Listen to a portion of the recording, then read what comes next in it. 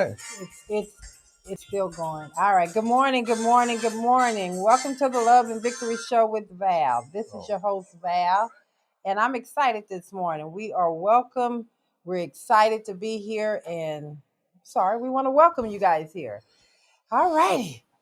Well, Brother Carter, how you doing this morning? Boy, I tell you, these cameras look great this morning. All right, all right, all Really right, all good right. this Here we morning. go, here we go, here we We go. are in here. Thank Welcome you. to the Love and Victory Show with Val. This your main man, Brother Carter in the building. Hey. And this is the Mm. Val.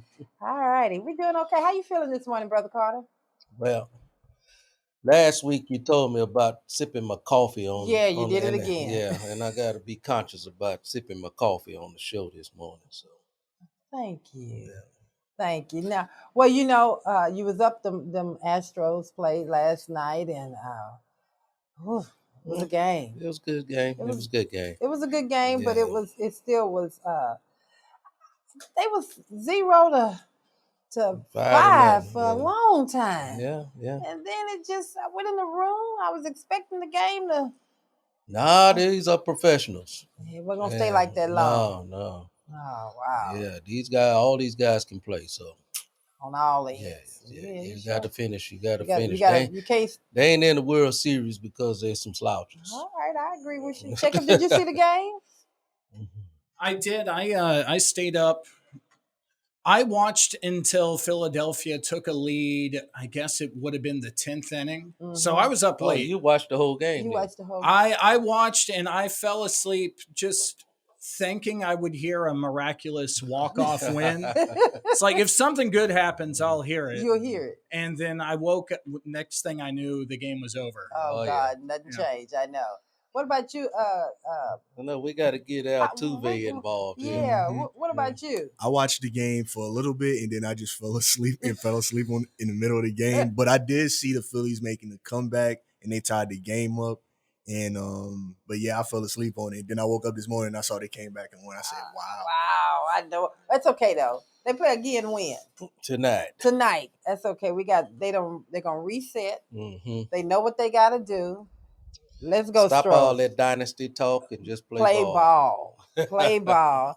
All righty then, Brother Carter. We're gonna get this thing popping. I think before we go any further, we need a scripture and a prayer. Okay. And then we're just gonna take this show where it needs to Take go. it where it needs to go. Yes, keeping up the pace. We're gonna try to keep the pace going today. Well, let's keep the pace going, and I'm gonna keep on from the series from the book of Philippians. Last week I read you the second chapter of Philippians. Today we're going into the third or fourth chapter. Which one am I? Fourth chapter. Amen. Okay. Starting at the fourth verse. And Paul said, "Rejoice in the Lord always. And again I will say, rejoice. Let your gentleness be known to all men. The Lord is at hand. Be anxious for nothing, but in everything by prayer and supplication, with thanksgiving, let your requests be made known unto God. And the peace of God, which surpasseth all understanding, will guard your heart and your mind through Christ Jesus. Finally, brethren, whatsoever things are true, whatsoever things are noble, whatsoever things are just, whatsoever things are pure, whatsoever things are lovely, whatsoever things are of good report, if there is any virtue and if there is any praiseworthiness, meditate on these things, the things I just said to you. Amen. The things which you learned and received and heard and saw in me, these do, and the God of peace will be with you. Again, this has been the reading of book of Philippians chapter 4, verse 4 through 9. May God went blank here. Add a blessing to the readers and hearers of his word. Amen. Amen. Let us bow for a moment of prayer. Father God, we come to you as humbly as we can with a bowed head, humble heart, thanking you, oh God, for just another day. Here we are at Raise the Praise 100 radio station on the Love and Victory Show, giving honor, glory, and praise unto you. We just thank you, oh God, for just keeping us, keeping our hearts, keeping our minds, blessing us, oh God, throughout our lives. You brought us a mighty long way, oh God, and I know you didn't bring us this far to leave us. So we just have a heart of gratitude, a mind of gratitude this morning for you, oh God. You have been so good to us. If you hear me, if you're listening to my voice this morning, God has been mighty good to you, because you could have been dead and in your grave right now, but he seems so fit to have us here, to be here this morning. So God, we just thank you this morning. We glorify you. We praise you. And we just thank you in Jesus' name. Amen. Amen. And I want to say a special, special, special thanks. We had something happen this week. I talked about it in our team meeting yesterday. This is something that has not happened in the history of the Love and Victory Show. In 7 days, the team and all of their hard work, all of the work is paying off. We reached an additional 328 followers. That is amazing. In 7 days. What that applause at? In 7 days, I want to say, I want to say to our professional crew, our excellent team, y'all are amazing. You guys support your knowledge, what you bring to the table, what you bring, your ideas. Trust me, it means a lot to me and Brother Carter. It really means a lot to me personally, because you guys are believing in the vision. You guys, the vision has caught hold. I want to say, and I know that my husband has heard me, Brother Carter, have heard me say, when I look at the aesthetics and how you guys are raising the bar, I just want to cry, because I know God's hand is all in it. And just thank y'all. Thank you. Thank you, Kobe. Thank you, Jacob. Thank you, Abigail. Happy birthday out there, Abigail. Today is Abigail's birthday. She is off today, enjoying. I know she's listening. And I want to say thank you to the entire team, Jacob. I don't want to miss nobody. Stephen, what you brought, Kelsey, what you brought, everybody, we would not be here. It wasn't for those steps that they have taken. Everybody has taken to get us where we're at. And on the Raise the Praise, I want to let you guys know that they won the radio station award of the year. So it's a year. We're Raise the Praise radio station. We have won for the year. Thank you for correcting me, Brother Carter. We are the radio station for the year. So congrats. Won the Spin Awards. Radio station of the year. All right. All righty, that's good. a lot. Let's give praise to Raise the Praise 100 one time. All righty, give them a little bit. Raise the praise for winning. Amen, amen, amen, amen, amen. Thank you. Thank God for P-Man and Lady T. Y'all done an outstanding job assembling a beautiful team together to allow the radio station to prevail. Yes. So we just gratified to just be a part of it. Yes. And so thank y'all.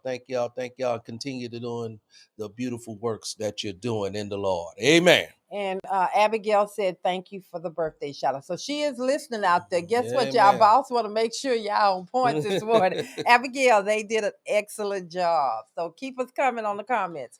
All righty, brother. Well, I also want to talk a little bit before we take a song break here. You know, this is you see me wearing my pink shirt. This is still breast cancer awareness month, the month of October. Yes. We got a lot going on in October. It's also mental health awareness. Yes. And I think mental health awareness is like all year right now Forever. because it's Yes. just so prevalent in Mhm. our society today. So we just want to keep those in prayer. Keep us all in prayer because I think all of us have some kind of mental challenges Well, these days. I think honestly, it's not making light of what you're saying. We all are really going through something, and sometimes you don't know that it's heavy on you. Something is weighing on you until it just hits you. Yeah. And we just have to do a better job as a people of looking out and just checking on our loved ones and just really connecting and not just connecting how you doing,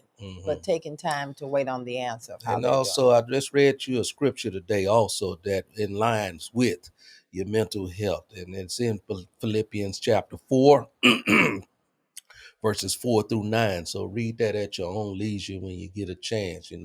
God wants us not to be anxious for nothing, and we're too anxious today, and we want everything right away today. And so we have to just learn to guard our hearts and our minds in Christ Jesus, not within ourselves, but in something greater than ourselves, which is the Lord Christ Jesus. So I'm gonna get off that. I ain't gonna preach to y'all this morning, just right now. That's all I right. gave y'all a little sermon, but well, that's okay, Brother Carter. all right. We appreciate that this morning.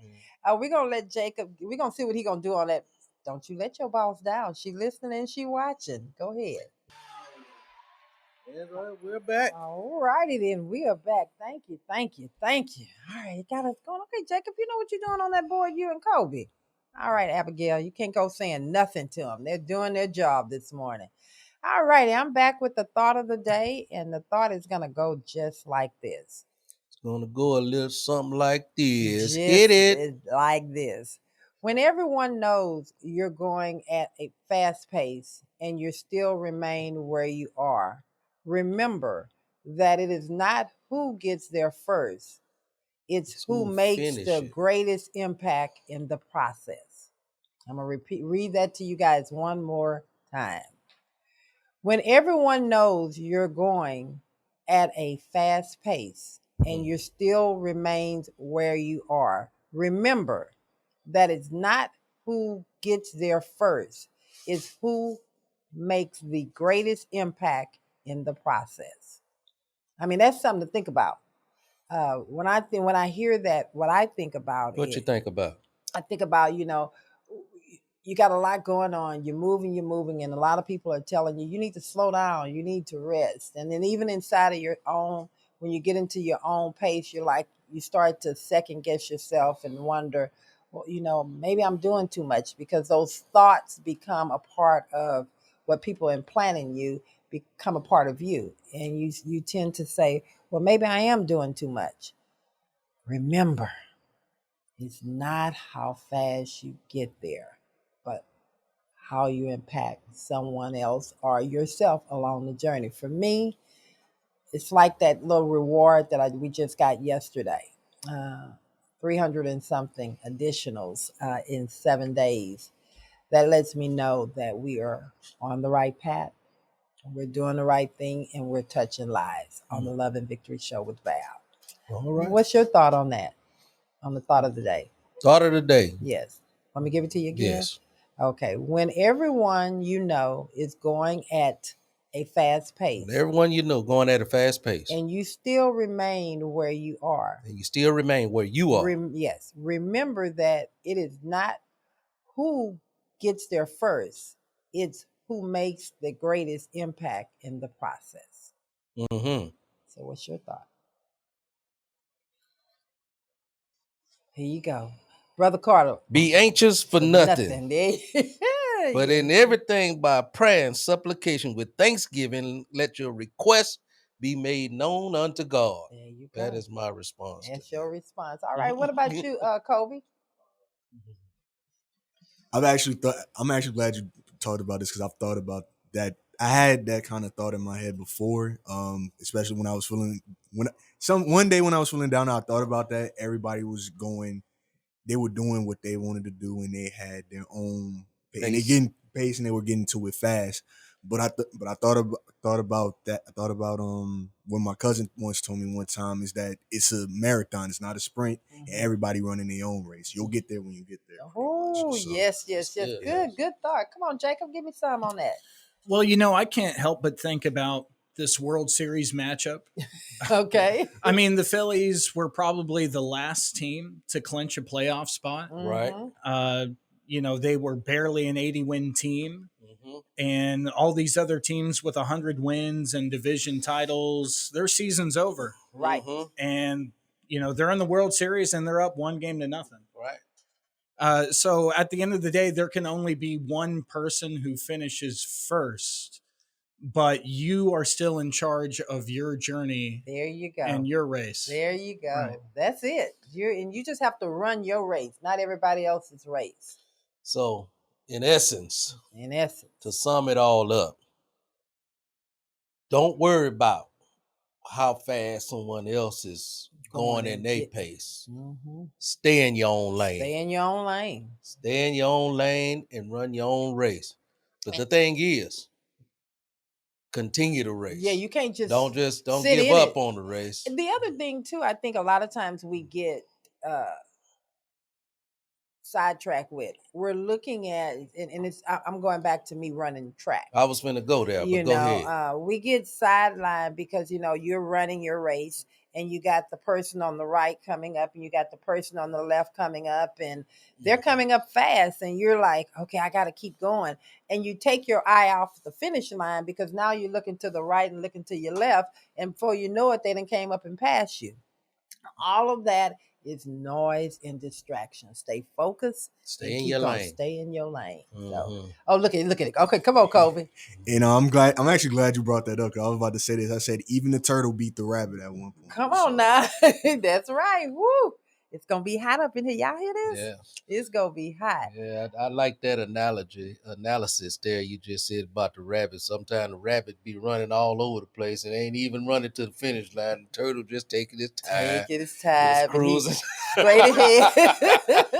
So you got to stay in your own lane in life. Yes. Don't stop looking at what other people are doing. That's a good thought of the day. Yeah, I guess the reason that was so prevalent because it's so many times, even myself, and I know others, you want to give up. You're looking at where your colleagues and your friends and your other people are in life, and you say, I should be so much further on, or why am I still, what am I doing wrong? Right. It's not their race. It's not what they're doing, has nothing to do with you. What you do is where you're going to make your impact at. Just stay true to you.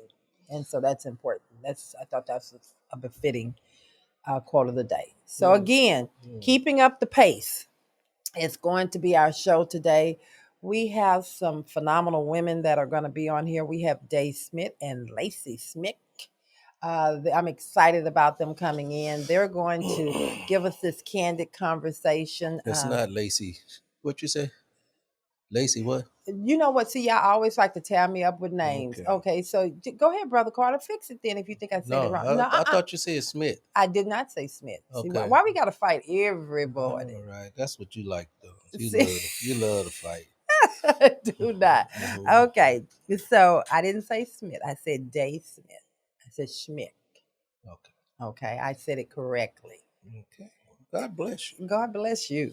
Oh, Lord. And everything we said today, it lines up with the title of the show, Keeping Up the Pace. Your thought of the day and the scripture for the day is all fitting with keeping up with the pace and staying in your own lane and running your own race and keeping your mind focused on where you're going in life and all this kind of stuff. So right, that's very good. Well, I think the most important part of that is, again, especially in the workplace, people have so many internal things that you deal with because you're trying to measure up to everybody and everything. When I think about Jacob over here, I wish I knew how to do the cameras and the lights like he do it. Then you can do it. You just it wouldn't be. No, that's not my passion. See, let me You just said you wish you could do it. Can you let me Okay. let me handle where All I'm right. going. I wish I could do it, but is that a passion that I have to do the lights, camera, action? That's not a passion that I have. I can learn it, but is that something that I would really stay into? No. Yeah. I wish I had the strength or I had the knowledge of doing editing. Is that a passion? No. But do I love getting up here, pouring into people every day? Do I love giving something? Yes, I do. That's what I have a passion for doing, helping other people. So I'm gonna say this to say that when people say, "I wish I could do this," "I wish I could look like that," you know, you can. You can. If you just put forth the effort to do it. You know, you can't sit back and say, "I wish I looked like Arnold Schwarzenegger." I ain't gonna say Schwarzenegger. Schwarzenegger. Oh my God. Do we have a disclaimer? Please play that disclaimer immediately. New Wave Media takes no responsibility for the opinions or the statements made by the host or their guests. Statements or show topics are not the necessary belief of the radio station. Okay. Yeah, we can't say we want to look like that and just continue to just eat like we eat. What? Okay, so I'm going somewhere. All righty. I'm going somewhere. Okay. So when you have these thoughts in your head about what you wish you can do, know that you can do it. It ain't about you can't do it. Brother Carter. You can. See, do now it. you're gonna take over my statement. Now you can't. I know. I'm talking to the people. I ain't talking about I you. was still talking to the people. See, we always got to go here. This is the Love and Victory show. We have to give a little banner. But I'm saying to you, what I'm saying is, and what I'm saying to the people this morning. What you're saying to the people, not to me, but to the people. To the people. Okay. What I'm saying to the people, that it is okay for you to have want to help, want to learn something, but stay with what you truly enjoy doing. When you stay with what you enjoy doing, that's where you're going to flourish at. I don't need to look over. Brother Carter, you are a natural entertainer. And if I was caught up on trying to outdo you, then I'm going to miss out on what God has for me. I am a person that loves to pour into people. That's what I do. Yeah. You are an entertainer. So, but together we are a perfect blend. Yeah. That's all I'm saying. Does that make sense? Yeah. All right. I'm not gonna try to outdress you. You can't. You a girl. And I got to know I'm not a girl. I can't outdress you. Well, you sure look good this morning. I love you in that pink. You look nice this morning. All right, then we're gonna let. So having said that, we got anything we're gonna do? What y'all got for us right now? Come on, give it to us. What y'all got? Well, before we get into through the grapevine, you have a big gala coming up on December 1st. Oh, well, thank you for reminding me. Yes. LNV Enterprise Resources Inc. has December 1st. We have our first annual major gala. It's going to be for people with disabilities. Is it a gala or a gala? I'm sorry, gala. Did I say gala? I'm listening to Kobe over here. Gala. It's the Hearts of Gold Gala. As you guys can see down at the bottom, it's December 1st, and you can see the address on here. And of course, you have to register for this gala. It is going to be fine dining. It's going to be dancing. It's going to be, oh my God, it's going to be really, really, really nice. So we want you guys to register. People with disabilities, you must register. The person with a disability gets to bring one guest. I also want to thank the people that are already donating, because we cannot do this without donations. So last week we announced this, and of course, and we've been talking about it for a while, and the donations started to roll in. That's good. So I want to give a special shout out to the ones that are sitting over your donations. We truly, truly appreciate it. Please don't stop. How can they donate? They can donate by going to lverinc.com and click on the donation tab. And it'll take you right to follow the steps, and it'll take you right there. Please give. Don't just give today. Give always, because we're always doing something to help someone. And this is to honor the community, the disability community. This is to assist and help people with disabilities. As long as you have, I mean the gala I'm talking about. that's what the gala is for. People with disability. Yeah. It's the whole gala is for people with disability. Okay. And that, as I said to you, we are inviting. They can bring one person with a disability can bring one guest, and so because of course we would love to open it up for everyone, and if the donations come in like that, we'll just have a open door fest. But right now we're trying to control that. So thank you, and please give. Amen. All righty, Kobe. Did I hit that off? Thank you for reminding me. Yes, you did. You hit everything. All righty. And now we move on to Through the Grapevine, of course. Oh, I know you got something for us. Why don't you, before we go to the grapevine, let's give them a quick little song, and then we'll come a quick good one.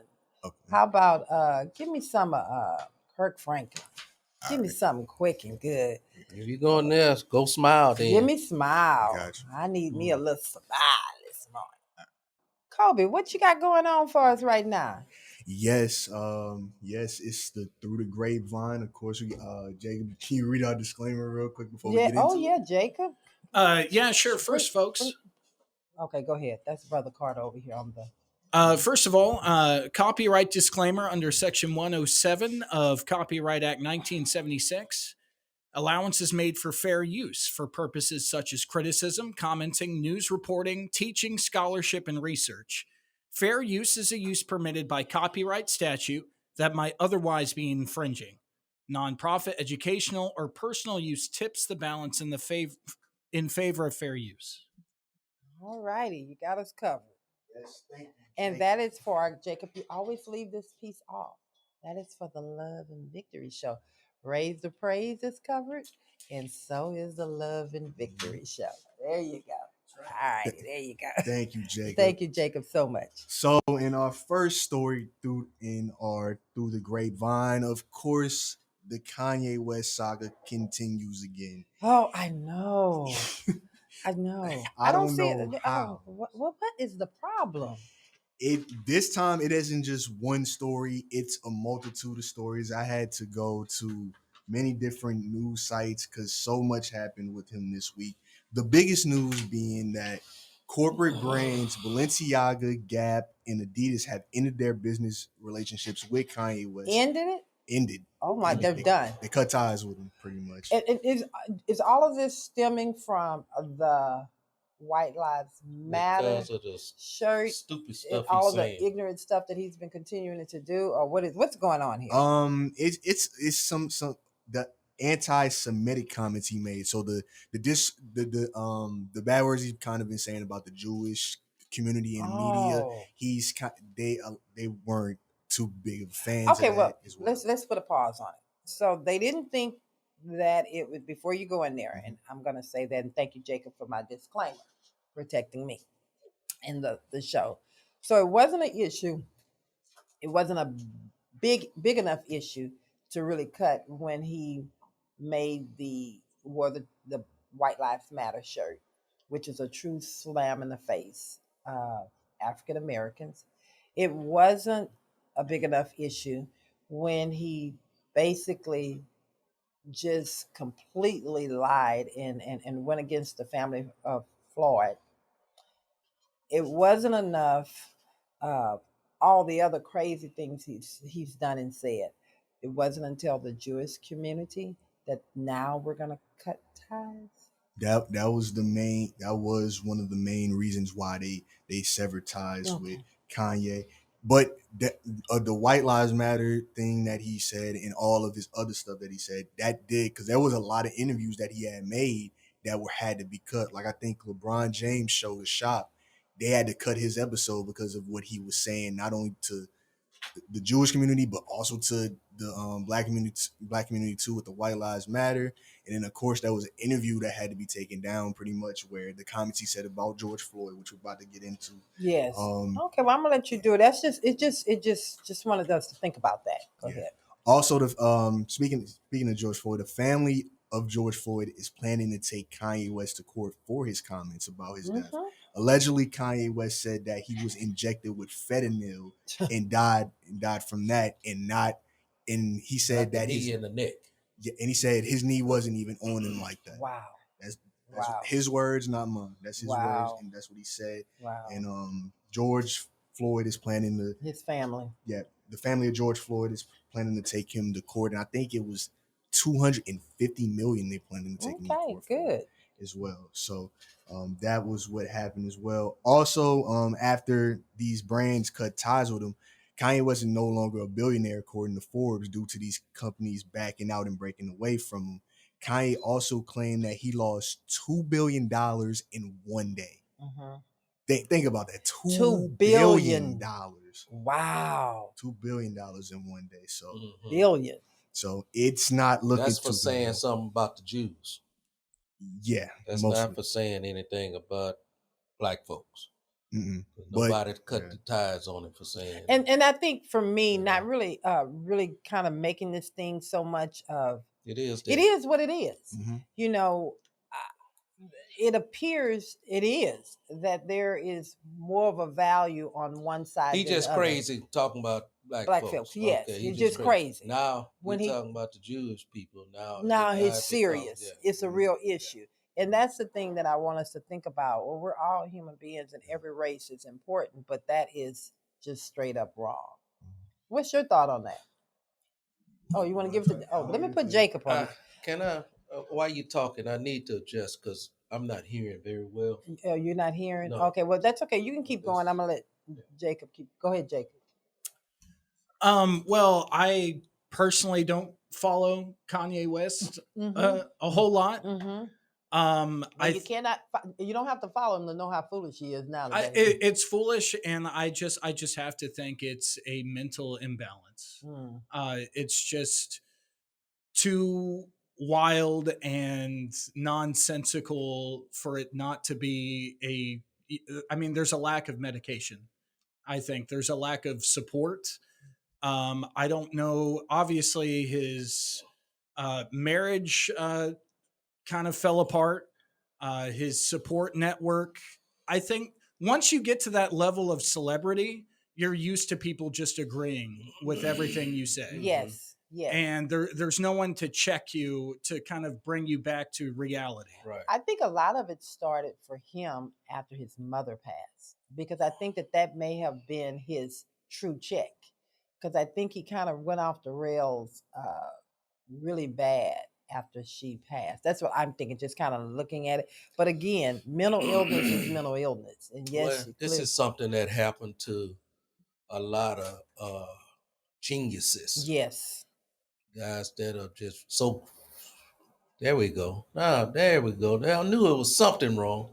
Now I can turn this down. Okay. Well, I can't do that. You can't do that. You gotta do it here. Okay. But I knew... There we go.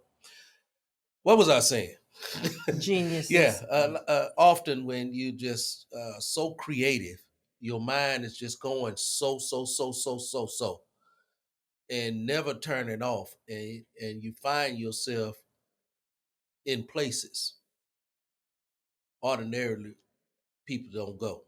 And so you find yourself saying things and doing things that are off the rail because you just you're mentally just exhausted. Your mind is continuing to go. You never shut it off because you're so creative in your thinking, and you're so... It happened to a lot of geniuses. Well, I think also it's not so much that you're just so creative. I think, just like you said, you don't turn it off. That mind needs to rest. And if you're constantly just stuff going in, and excuse me, they're going to get me with these mics, stuff going in, you never rest. We just took over his... Go ahead, get your show but out. Anyway. No, you good, because this is the Candid Conversation. Yeah, we just take over everything. Look at that. It's not a takeover. It's just actually just having a conversation. Yeah. And that's what your show is about, correct? It is, darling. Hey. No, you're good, because this is not the first time Kanye's mouth got him in trouble before, and it is kind of sad, and I'm like, this is not to make an excuse for him, but he's really a talented human being, and I'm like, it's crazy that how he keeps getting himself into these situations. He needs to have someone that is really care enough about him Mm-hmm. to want to help him get some help, because it's that's exactly right. Like Jacob said, it's hard to find someone to check you Mhm. when you at that level. Mhm. You know, everybody want to stay on payroll. Nobody wants to get put off payroll by saying, Val, you need to slow down. Yeah. You know. Well, I'm not gonna put my team off payroll. Y'all just tell me the truth. Okay. Y'all remind me that this day I said y'all can tell me the pace truth. is good, but I mean, Slow they down. can break it down. Why don't you get a little rest? Huh? Mhm. Y'all gonna tell me the truth? Yeah. I always tell you the truth. There you go. You're gonna always. I've never lied once. Not once. What about you, Jacob? You mean Kobe? I mean Kobe. Yes, Kobe. Yes, I will tell you the truth. I will tell Okay you the then. truth. And the truth is, I will tear a name up right. Yeah. Okay. But you get it right back. So Okay, thank you. All right, go ahead. But and too often, it just to continue what you're saying there, too often when people of certain status find themselves having a bunch of yes people on around them, you know, and they don't have, because they gonna kick everyone away from them. Yes. That says something contrary to what how they want. Right. They gonna disown them. Except they can't disown their mom and dad, but they do that too. Yeah, they do that too. So anyway, go ahead, Cole. I promise you, we're gonna let you get through this. No, y'all good. This is a conversation that needed to happen with him, because you couldn't escape it. As much as we wanted to find something else, he was always in the news, and you couldn't escape it. But I found another story though too this week that kind of I read this Wednesday morning, and I thought that this was very interesting. Apparently, according to ABC News and Fox 13 Seattle, a high school football coach in Washington State who lost their job in 2015 for praying on the field after games is being reinstated. Yes. Wait. Come back to that. Mm-hmm. The who lost a high school football coach. A high school football coach in Washington State lost his job in 2015 for praying on the field after games is being reinstated now. Yeah. And for those who don't know, a public high school coach who famously lost his job for leading prayers on the field after games will be reinstated by the spring of next year, court documents show. So he was released in 2015, you said? Yes. From the story that I read, he started doing this in 2008. And then the school district caught some heat. Well, they didn't call some heat, but they heard what he was doing. They called attention of it. They called attention to what he was doing, and pretty much they told him to like stop it. And he said, and so he just stopped. He stopped leading the prayer before the game, and he was still doing the prayers after the game. But he said the students pretty much you don't have to join if you don't want to, because that's a big thing in school. Like don't influence him. So, but they found out he was still doing it, and the school district got rid of him too after the school put him on leave. I'm gonna let Brother Carter take that because he's Coach Carter. Go ahead. And so, as a public official,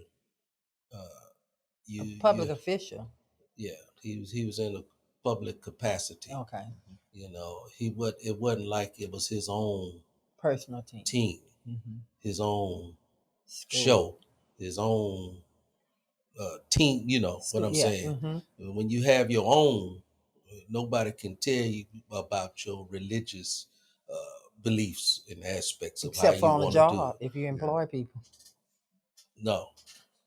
If you employ people and you own the company, you can have your own. Absolutely not. What you mean you can't have your own personal? I can have my own personal, but I cannot project that on my employees. Oh, no, you can't. No, you cannot. No, you cannot. Okay, this is the Love and Victory Show with Val, right? On Raise the Praise 100. Yes. And if you have members that don't believe in Jesus Christ on my team, on your team, you mean you can't say Jesus on your show? I can say it. Okay. No, that's not what I'm saying. Okay, that's what I'm saying. Okay, go ahead. So, because that's up to the individual. Right. To say, well, you know, I can't affiliate myself with that, but you're not going to change my view because you don't believe You know what I'm saying? Correct. Okay, but when you in a public school capacity, okay, there are certain amenities and rules and stuff that you have to follow. abide to and amend to. Okay. And so having said that, you cannot push your Prayer, your religion. religious beliefs on the students, or So you in agreement with what I'm hearing you say is that you're in agreement with the school district taking the stance. Yes. That, okay. Yeah. Well, yeah. then there. Cause, Well, that's the atmosphere in which we live today. But one of the things that happened with that atmosphere too, because when we were coming up, prayer was in school, Right. and then since prayer is out of school, things have kind of went. That's the atmosphere in which Right, we live today. right. Okay, well we're gonna leave that alone, Yeah, and yeah. all right then, Kobe. We took over all your stuff today. Oh, we just made it candid. Yeah, we did. Just to finish it up, pretty much. This case made it all the way to the Supreme Court, with the court ruling 6-3 in the favor of the coach getting his job back. And in the August 2022 ruling, the justices pretty much said Joseph Kennedy, who is the name, his right to pray on the field was protected by the First Amendment. Well, what? Don't get me on that. First of all, I totally agree, but don't get me on the courts because that's political too. And I think that him really trying to pour some, my personal opinion on this coach is hats off to him because he's taking a stand for, I think, pouring something good into these kids. It's so much negative out there, and that may be the only good thing that they see. Now, I agree with you too, Brother Carter. You can't force someone, and that's the child's right to kind of step away as long as he's not making the kids stand in there and you have to listen to the prayer. You have to partake in that. That's one thing. But the fact that he wants to pray, he wants to pour into those kids. I'm glad to see him get his job back. Yes. On the other hand, the courts, I think that they have gone so far off the range that they take stance on things that push their agenda versus what is absolute Well, on both sides. they deserve praise for this. Yeah, that's what I just Reinstating said. the man for Yeah, his I job do. for prayer. So Yes. I Well, now you done flipped over here. yeah, Flip-flop. well, I give praises for when you do what's right, you do get what's what's right, good, you do yes. what's just. You know the Yes. scriptures I was just reading. Yes. You do what's pure and what's lovely and Then it what's comes of to good rapport. These things we focus on, and so I applaud them for doing the right thing the right thing at this something time. at this time. Yeah. All right then. And that's the thing. I don't think he wasn't forcing the kids to do it. That's Right. good. He wasn't forcing the kids to do it. Matter of fact, when the school district said to like stop it, he just said he's not gonna lead the prayer and he's just gonna pretty much do the prayers. But if the kids felt welcome to join in if they wanted to, they could. Well, we already at the we said that at my job, we used to pray before we have food, if we have a meeting and have food and stuff. And they said you cannot do that anymore because they're obviously with Other people religions, of other yes. religions. And Well, we also we're coming up to the top of the hour, and we need to make that switch. So what we're going to go ahead and do is we have our guests that have arrived in studio, so we're going to go ahead and take a pause take for a the pause cause. for the cause, and then we'll be right Come back with our special guest. Yes, we will. All right. This party started. He's gonna give us the acronyms, and we're gonna jump right into this candid conversation. I do not hear you. I hear you. Am I not on? I don't not. I hear. Can you guys hear me? No, I don't. Okay, something going on with your mic. I told you. Okay. Okay, there we go. Keep going. We're just gonna keep. Okay. All right, keep going. All right. So this morning's acronym is WORK. WORK. W, well developed, highly developed. O, organized, neat, put together. R, reputable, someone with good reputation, trustworthy, reliable. K, knowledgeable, aware of, educated. Work. I like that. Okay. Let me tell y'all the reason for the acronyms is to get us to roll into this candid conversation. And the show today, we're talking about what? What are we talking about? Anybody know what the topic is? You know? Pace. What? Keeping the pace. Keeping the pace. A lot of times we kind of get burnt out, or we feel overwhelmed, or we question whether or not are we really going at the pace we need to go at, or are we just on the right path? So today we're going to break that thing down from the perspective of working in life in general. So the way we start this conversation off at the Love and Victory Show, we throw a couple of questions out there. The questions are for anyone. These questions are simply to start conversation. It's not a right or well. We hope it's an honest answer that you're going to give, and that's going to strike up a conversation. So I'm going to throw this first before I And go. you always want to keep in mind that things that we talk about on this candid radio station is to benefit someone that's out there listening, and to be able to give them some kind of inspiration, some kind of edification, should I say, or something something to encourage them to keep going on. There we go. Yeah, Amen. there you go. So before we go, Day, who is across from me, why don't you tell the people who you are and how did you get to the Love and Victory Show with Val? Yes, so my name is Day. I am the owner and founder of Simplicity by Day, and I am a modern Proverbs 31 woman. Okay. That's everything you know about me. Okay. Well, for those that don't know who are modern, go Yes, ahead. I'll explain. So I am a mom, wife, entrepreneur, professional, community leader. I serve other mompreneurs in getting professionally organized, both physically and digitally, because I believe that we should have the freedom to live and be our full potential by clearing away the clutter in our lives. My God. Yes. Go ahead, keep going. And I met Miss Val years ago in my corporate job, and we reconnected because we were both authors in a series, Moms Who Boss Up, Women Who Boss Up. And we reconnected, and she invited me on the Love and Victory Show, and I am so excited to be here with you all. She is, it is so funny how God, that's why I always tell people never burn bridges. Every encounter is ordained by God. I truly believe that. Years ago, and she glossed over, I was one of the senior management over at a local medical group practice here in town. And Day was one of the, what would I say to, she was one of the powerful, highly trained and educated reps that would come through. And it was something about her when I first saw her. I'm like, who is this woman? Because she would come in with such grace, and but she was so humble. And so many times in the healthcare, you have a lot of arrogance. And when you come through my area and you have that arrogance, I have a tendency to sit you down. And so you're not going to come in my area that often. But she came in and she just had such a humbleness, but boldness. And I'm like, who is this woman? And so over the years, I watched her. And then we did disconnect because I left that job in 2003. And I've been on this journey since then. So it was great reconnecting with you back at the bookstore. So welcome. Thank you. And welcome to the show. Welcome to the show. And our wonderful over here, we have Lacey. Doctor. We can't just say Lacey. We can't just say Lacey Schmidt. Dr. Lacey Schmidt. Tell them about yourself and how did you get here?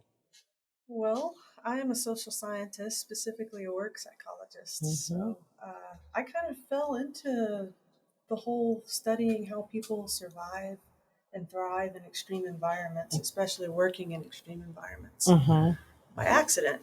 And I've spent the last 25 years studying that and really trying to figure out, like, what's the difference between people who just can get by in a year in Antarctica or space and the people who thrive and go on to bigger and better things even than being an astronaut on space station, right? So what's the secret sauce? What is it? Yeah. But you know, how did you get to the Love and Victory Show? I think my team reached out to you. Your team reached out to me, yeah. And I think because it's something about your bio. When they came to me and they said, Miss Carter, we got to get, because I always talk about work-life balance and finding that balance, because one of the things that I struggle with the most is finding a balance in my life. I'm always finding something extra. And I don't know if I'm finding something extra or the extra finds me to do. And so, but finding that balance. And so when they found you, they're like, Miss Carter, we got to get her on. What do you think? And at first I said, because I thought they were being fun. I'm like, no, we're not doing that. Because now you're going to get right into my space, right? So I'm like, no. And then they came back, but Miss Carter, this will be great. And I had to admit, I needed to hear you and I needed to have you here. So if I needed to hear you, there are so many other people that need to hear what you say to help us get through this. So welcome. Thank you for coming. You're welcome. I'm glad you said extra, actually, when you said work-life balance. Because that's one thing I found, like, both in my research and my personal experience, is that work-life balance is a myth. It is. There's no such thing. There's no such critter. Yes. Right? And as someone with ADHD, it's especially poignant to me that extra is what work-life balance is really all about. Like finding those extras that are worth imbalancing for, right? Yes. Wow. Things that keep you excited and motivated, not just at work, but in life, and blending the two as much as possible. See, this is so funny. You're sitting next to me. You don't even realize you really are getting ready to help me because you really are speaking my languages and things that I never even thought about. Because you said with being having this, what did you just say?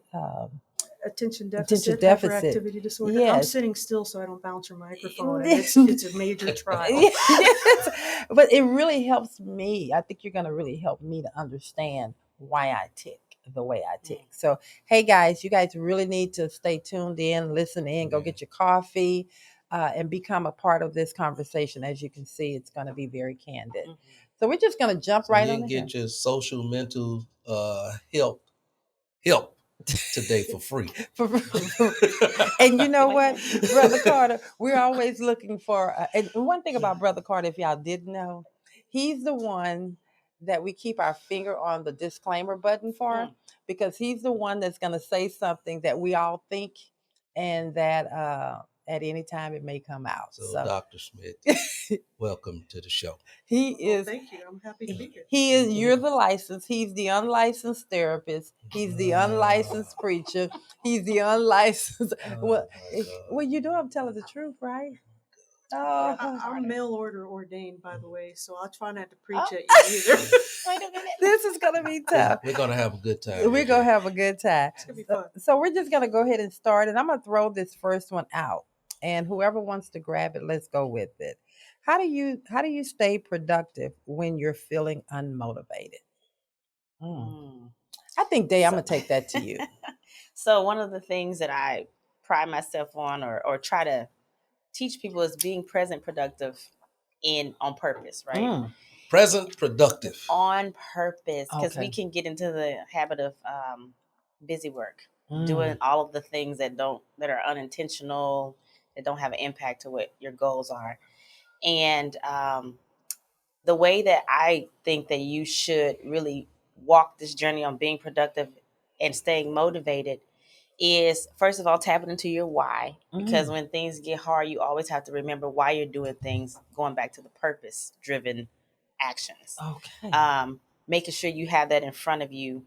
If you're a visual person or if you're more of an audio person, like having things that's going to make sure you are reminded of your why, whether that's your goals, your family, monetarily, whatever it is, because that's going to keep you on the path of productivity. And then not if things get crazy that cause you to lose your motivation, causes you to, feel down or distracted, that why will bring you back to why you need to stay motivated. And the things that are going to carry you. And kind of piggybacking on Dr. Lacey, she talked about work-life balance. I believe in being off balance on purpose. And there's always going to be times where you don't want to do something. You don't want to be as motivated. So you have to give yourself the grace to be able to be in that space and be okay with it. So I think that's certainly true. And I spend a lot of time coaching executives and leaders who have to function in really complicated international systems with a lot of threats and things.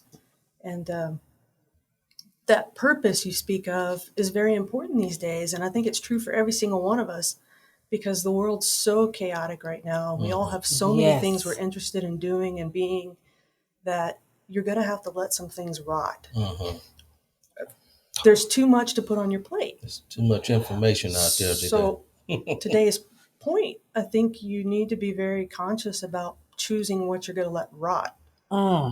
That's sometimes far easier than choosing what your purpose or your priority can be sometimes, right? Because so many purposes are attractive. Your faith, charity, your children.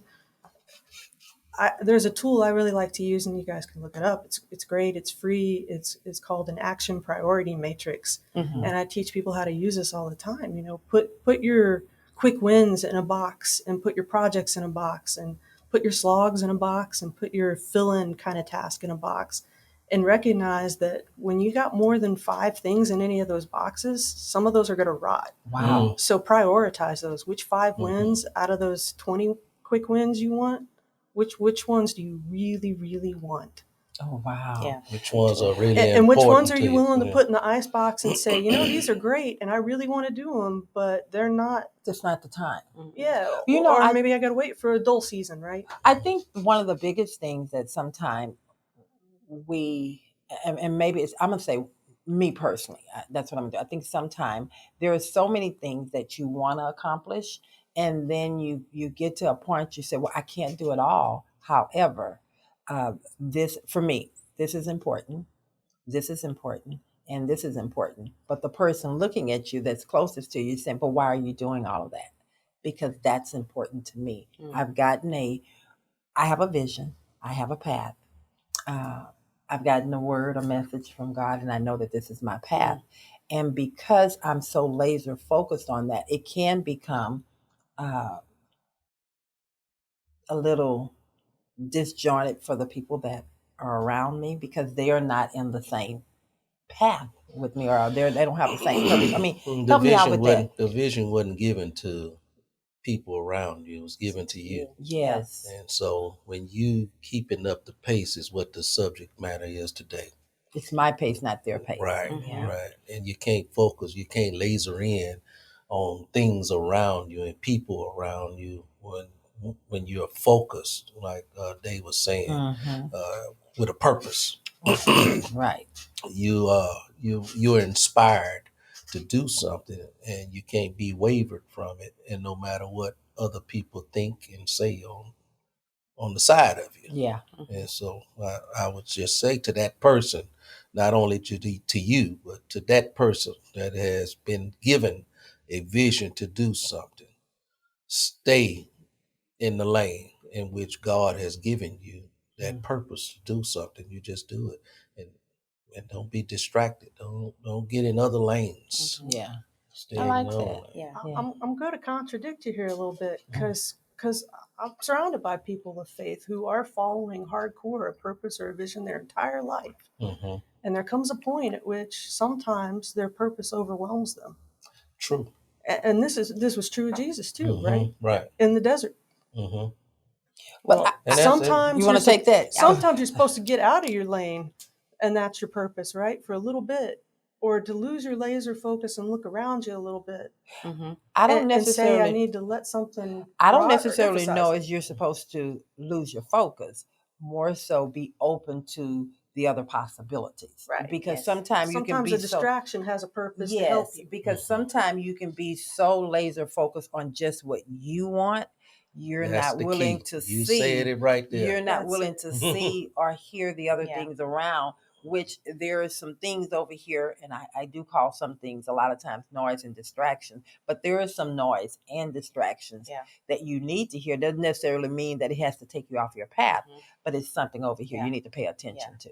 I was going to say, even Jesus needed support. Say that. So there you go. He is Christ, and he needed support. The 3 and the 12, right? He had his 3 cord, and he had 12. So even for us, when you do get demotivated, when you do feel overwhelmed, look to see where your resources are, right? To people to help you. Not to say that they should be as passionate about your vision, because you still are the one giving the vision, but you should have the wisdom to know who else you can bring in if Yes. this really is important to you, that can help you, because we all need help. Right. And so that, I think that's how you will balance that, going along that path and figuring out those 5 things, those 3 things that are important. Who can you bring in to help you? Don't ever be afraid to ask for that. Well, I think that is what both of you guys are saying is so powerful, because it's kind of speaking to, and I know that I have a few people out here listening that need to hear this as well as myself. One of the things about, especially us as women, let's just go there. We tend to always say, "Oh, we're good. We're good. I got this under control. It's nothing. It's not a problem." When in fact, we are just probably drowning. That's not a woman thing. That's a human thing.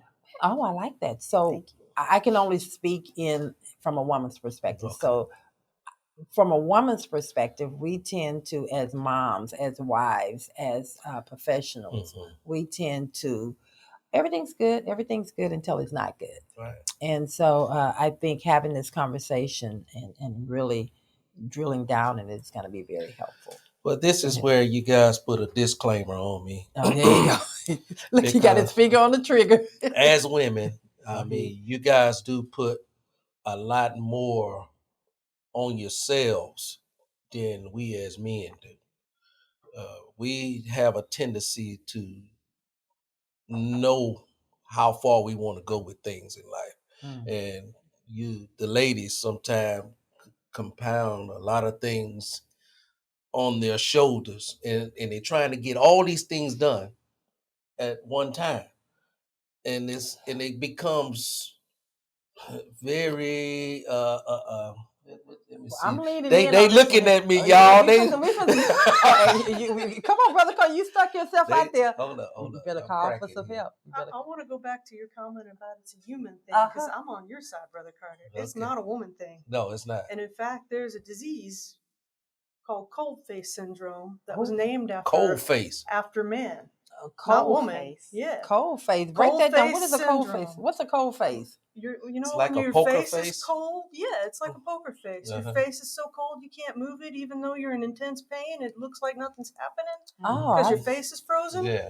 I've never had that. Men are encouraged to withhold certain emotions and not show them. Okay. And a woman is too, right? It's just different situations or circumstances that we exhibit that cold face disease for, right? But when y'all gotta break that, we're better at it than most. See, here women. you go with that. See, y'all, don't let him get away with it. No. She did not say that. I know she's not saying. I'm gonna switch you to that side. In certain cultures, though, he's right. What culture is that? Machoistic. You know, we thought she was going to say black or white. No, I just want to hear. I want to hear what culture. I really want to bring. I want to. We hear you good. Japanese culture, for example. You know, it's more. I think this is a great conversation. It's more of a social culture. You know, everything's for the social common good. So individuals are not supposed to experience emotions publicly that deter other people or demotivate other people. So, male culture in America, I mean, let's face it, it's pretty macho, right? The patriarchy is real. Yeah. You must pass yourself off as a male as the father figure. It's a strong one. Even when you don't know what's going on and you're hurting. No crying. Yeah. They do. Yeah, I get what you're saying. Okay. I'm still coming back to this one here. I still feel that men don't carry as much weight or pressure because they choose not to do more. Where women, in some cases, will take on, because sometimes men can become complacent. They're okay with just kind of sitting back. I'm gonna do these 1 or 2 things. If it work out, it work out. See, we know how to take time out to go in front of the television, turn it off, and watch the ball game. Y'all don't have that capacity. Y'all just got to continue. I got that capacity. You continue doing and doing and doing and doing. When you go to bed at night, you're still doing and doing and doing. You don't shut it off. Some men are too. I got a question for Dallin, for all of you, actually. Okay. Go ahead. So there is something that I think is much more common in women, and I think this is what Val's trying to point out, is something known as imposter phenomena or imposter syndrome, where you always feel like you're not qualified to be where you're at. Like somebody's going to figure out you're faking it till you make it. So you're not feeling validated? No, listen. You feel like you're faking it. Even a PhD who's been practicing for 25 years, I stand up in a room full of 300 of my colleagues with PhDs, and I get nervous. Why do I get nervous? Because I feel like they're going to figure out that I'm not as smart as all that title and list and all that other stuff is saying. And that's because that's a small, tiny dose or instance of imposter phenomena. So my question for each of you, and this is a men versus women question. Jump in here. How often do you think you experience imposter phenomena on a given day? I experienced this yesterday. Oh Lord, that was. I'm gonna say. I think your answer is gonna be quite a bit different than the three of us. Well, since Brother Carter, since you put yourself out there, we're gonna throw it at you first, then I'm gonna come back with mine. Excuse me. Okay. Okay. Let me see if I can answer this as honestly as possible. I think that what do you call it? Imposter phenomena. Imposter phenomena. I think that we have this tendency for most parts around, well, when we're around people. I think that... you mean men? I'm asking from a man. I think we but we're acting from a man. From a man's perspective. Yeah. I think we tend to have that, but we exude differently when it's projected from us. You know what I'm saying? Yeah, you approach it differently. Right. You feel it, but you don't react the same way. Right. Cold face. I think I'll let you go, Dave. You want to take that before I was thinking of imposter syndrome. I feel like that conversation comes up so much in the circles of female professionals, female entrepreneurs. Yes. Feeling like you're not validated, valued, having to prove yourself. Because the situation is the same for men and women, but I think we internalize it differently. Yes. And we show the feelings differently. While men, what I see from the outside is that they will push it off or not give it any value, but we'll internalize it and ask ourselves questions. Am I worthy? What do they think about me? We take it to heart. We take it to heart. And men get the same situation. I'm just speaking from the relationship that I have with my husband, and he's like, he'll dismiss it. He's like, he can stand in a different truth than women, than I do sometimes when it comes to... I cannot let this insecurity show. I have to. Yeah. But here's the thing. I think on that. I agree 100%. But I do think that they have it. Yeah. But they choose it. But it comes out in different. I know, but it comes out differently. So you may not show it in that arena. And I'm not saying you. I'm just speaking men in general. You may not show it in that arena, but you tend to show it. You may show it somewhere else. Maybe when you get home, you're frustrated, or maybe when you're out just talking with, a couple's date, it's going to come out because when you trust somebody enough to drop the cold face. Yes, it's going to come out. And so whereas women, we tend to, and we have to work on it a little better. Y'all pack the emotion with you. Emotion is... Here he comes. That's good. Emotion is good. Yes. You have to have, but you have to, the thing is that you pack none. Okay, I'm not saying, Men also have a coping mechanism we need to steal, ladies. Okay, well, what is that? And it was like Dave saying, we internalize it and take it to heart. When men do the opposite, they externalize it when they feel it. Externalize it. Yeah. Okay. So why can't we can do that? Yeah. That's the number one trick I learned from looking at men and women working in extreme. How does that go? How do you learn that? What we do? Okay, teach it to us. We roar like a lion whenever those feelings come about. We're not going to show those feelings. We can't do that as men, especially around people. We have to be man-like. But but again, that's that. But it's not that, because we're never gonna roar. Okay, we're not gonna. Very few of us are gonna roar, right? Yeah. I'm not a roaring type. Okay. But we can still externalize it in our heads. right? Instead of going, I feel like an imposter or I'm questioning my worth. Well, everybody in this room is in the same place I am, which is what men do. They're faking it just as much as I am. Okay. And everybody I feel naked. Everybody in the room's naked Right, too. yes. Right. It's that old public speaking trick, but they do it. They don't even think about it. But I think that's because they're not. It's kind of like a man. He can care less about he done wore those same pair of slacks all week long. Where a woman's like, I had these on Monday. I know I need to wear another black pair of pants. I'm going to tell you, you can learn to wear the same pants. I had to. 7 survival schools in 6 different countries. I've worn the same pants for 6 weeks. Oh God. Okay. I didn't like it, but I learned to do it. Say, I don't know. Oh my God. You don't have to be that extreme. Okay, well, I'm gonna say we can adapt, ladies. We're powerful. I know our that, bodies adapt to pop out babies. That's something they can't do. Okay.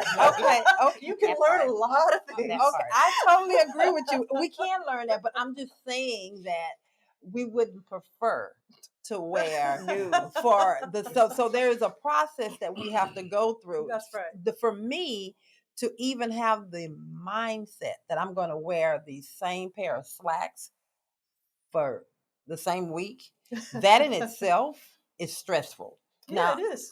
Change is stressful, even good change. Yes, but them same pants, that's stressful for me. Not changing is stressful too, huh? Yes, I don't have a problem. I think I can do better at changing versus wearing the same pants. You wore them for 6 weeks. So when you they weren't see too how happy to you see see me how on that airplane complex either. you see how complex you guys are as women. I'm not saying all women, but as women as a whole, generalizing. Yes. Just simply wearing the same, that's so complicated for you guys to do. Where a man can put on the same suit, change the shirt, and just keep on moving. That's true. I have to say, I have 2 brothers, and it's very simple things are complicated for you gentlemen too. Like talking about the best sports bra. With your daughter. Yeah. Or your sister or your sister-in-law.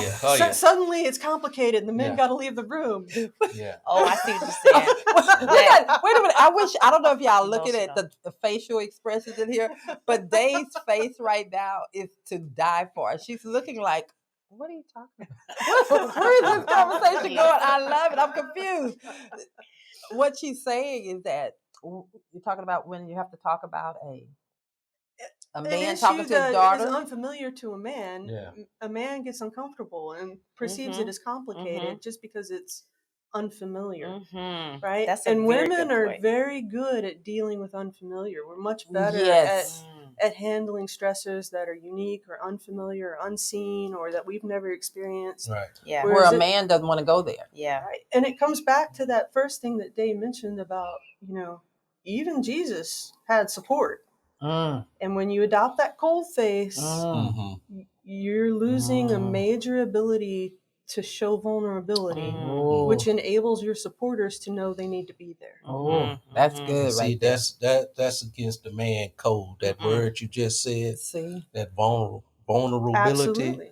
That's against the man's code. But it's I agree with you. It's essential. But here's the problem: you stay disconnected. You're not really connected when you can't become vulnerable. Well, I'm not saying it's right. Don't think I'm saying it's right. I'm just saying it's what it is. But that's the problem. Are you really living? Because when you're not, let me walk with me on that. When you're unable to be vulnerable at some point, are you really living? Because you're still protecting emotions, feelings, and you're not really connecting to something or someone that you say is important to you. So the question is, are you really living? Are you really living? I don't know. I'm gonna let Jacob answer Jacob, that. jump on that. You understand where I'm going? I think I do, and I think that's a fascinating question. I think it is instinctually we do raise up that barrier. We try to hide within a shell. But when you are trying to hide from the highs and lows of life, when you're not experiencing pure joy because you don't want to let yourself feel it, You're trying to protect yourself from the depths of sadness. Mhm. I mean, that's all a part of being human. Mhm. And Jesus was human. There you go. And he felt those things. Mhm. So when you're trying to hide from those things, I would say that you're not Living. really living. There you All go. right, don't Yeah. help somebody, Jacob. I knew I called on the right one on that one. Yeah. Does it make sense? Yeah, Go ahead. I was gonna say I follow, speaking of vulnerability, Brene Brown, and she says that her messages around vulnerability seems like a weakness, but it's actually a strength. Yes. And the reason why we aren't vulnerable, because you talk about men and women, but I struggle with vulnerability as a woman, and I feel like the vulnerability, the reason why you are not is a fear. Fear of being hurt. And being afraid, and what's the opposite of being afraid? Having courage. Courage, So yes. wouldn't vulnerability actually be a sign of strength? And so that speaks to more of the masculinity, right? Oh my God. And so I think it's just training our brains, men and women, about why vulnerability is important. I don't know. If you want to take it back to the Bible too, I think that was the real point of the statement, turn the other cheek. Mm. Right? Nonviolence, yes. Okay, that's part of it. But the other part of it is be vulnerable, because that's how you change people. You know, this conversation is going to be really good. I don't want to take a break, but I have to because I got to pay a bill, but I'm coming right back. Before I go, I'm going to ask this question. I want y'all to think about it. And whoever wants to jump in when we come back, I'm going to take it. In what way do you think people struggle the most when it comes to staying on top of their daily task? Okay. In what way do you think people struggle the most when it comes to staying on top of their daily task?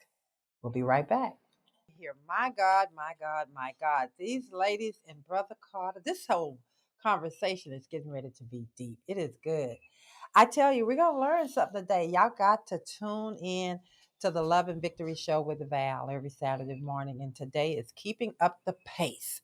So I threw a question out before we left. And the first one that I threw it to that took the question at the beginning of the conversation was Day. Now I'm going to turn on over here to Dr. Lacey. Are you ready to answer that question? Or would you like me to repeat it? That would be wonderful. Okay. It says, in what way do you think people struggle the most when it comes to staying on top of their daily task? What way do people struggle the most when it comes to staying on top of their daily task? And it's, again, we're keeping up with the pace, I'd say the two things I see most commonly, number one is monotony, right? It gets, it's cold outside. I don't want to get up and go for a run. It's, when there's extra challenges, it's monotony. You've done it 100 times before. That's a challenge of doing your chores, right? The task becomes a chore, even if it serves a higher purpose. And even if you pull it back to why, well, I want to get up and run 6 miles in the morning because I want to stay healthy, because I want to be able to do X. It's still a chore, and it's still really hard to motivate yourself just with the purpose. So you have to find a way to gamify it. Gamify. Okay. Like turn it into a game. Put some fun back in it. Okay. Take it from being a chore and making it a task. I don't want to get up and run in the morning in the cold. I can download an app on my phone, Zombies Run. It's a game. It makes, I'm listening to my tunes and booking it down the street, and the game's playing, and it's like, oh, there's zombies on your tail. Run faster. I like that. And now I want to get up tomorrow and play it so I can get to the cache of supplies and beat the zombies. Well, I like that you're saying that, because for me, after going all week, and then even when we first started doing this radio show, getting up and staying motivated every Saturday morning, literally 5 a.m. every Saturday morning, you're going all week. It's like, okay, is anyone listening? Why are you doing this? And my motivation that keeps me going is that he told me if I touch one person, keep going. And so he didn't just tell me if I touch one person, but it also has changed my life. It's no longer a task. it's almost like I'm coming to the doctor myself. So I'm gaining something from it as I do it. So. And that does work a lot of the time, but I Yeah. have to be honest with you. I've seen a lot of bad things, and yeah, I got into it because if I can just help one person, but some days that's just not enough. Well, for me, that I'm gonna tell you why. Very rarely, but let me tell you why Yes. that's sometimes not enough. Sometimes such bad things happen to people, anybody, myself included, that it pretty much destroys your world for the moment. Well, Both my and best friends it were killed is in a boat because fire in 2019 unexpectedly. well, I had to fly to California and identify their remains and help, you know, well, it's 42 years old, everything going for them in life, taken from the world, and the prime of their helping other people. At that moment, just helping one person wasn't enough. Well, so for the me, next thing I is had that to look. vulnerability. I had to. For me, I personally losing my father, losing my sister, losing my brother.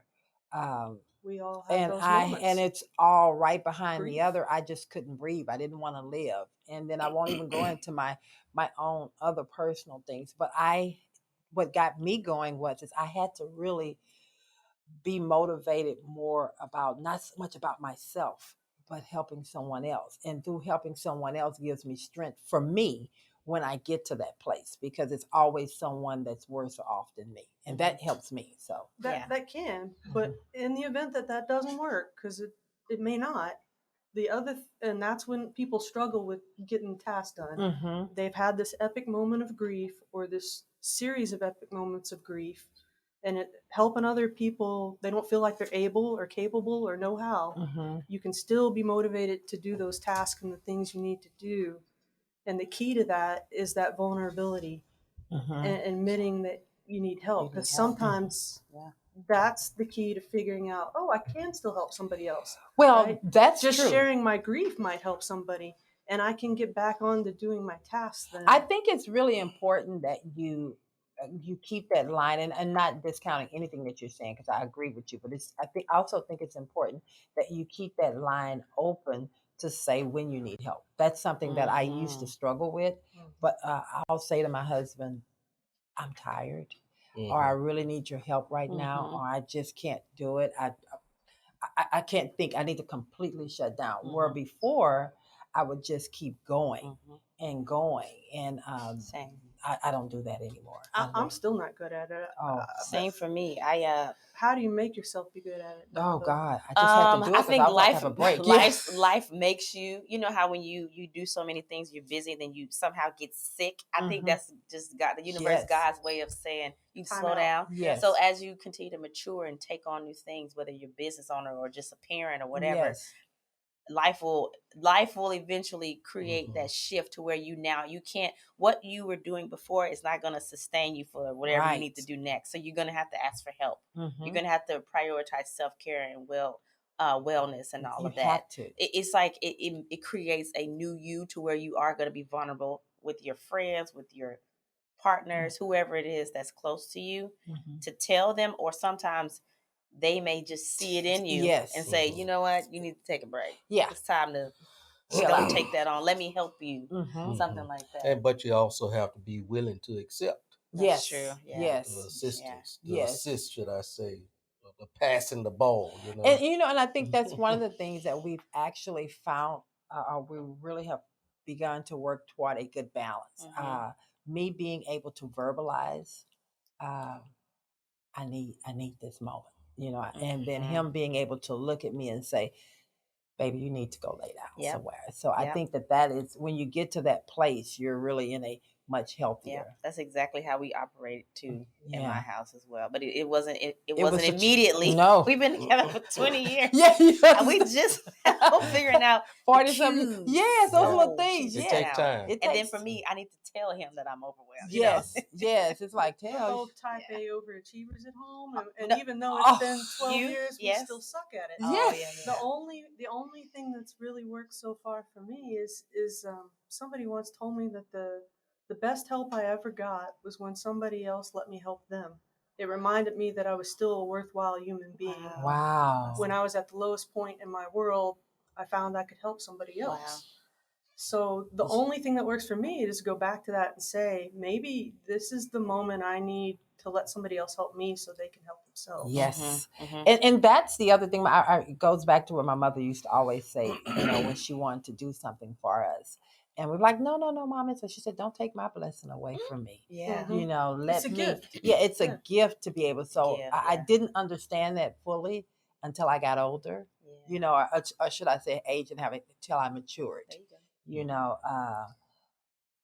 Help. Let someone help if they want to help you. Don't take that blessing away, and you help someone else. Yeah. And there's a proverb that maybe I can't remember the exact one, but it basically hints at the greatest love is to let somebody love you, right? To accept love.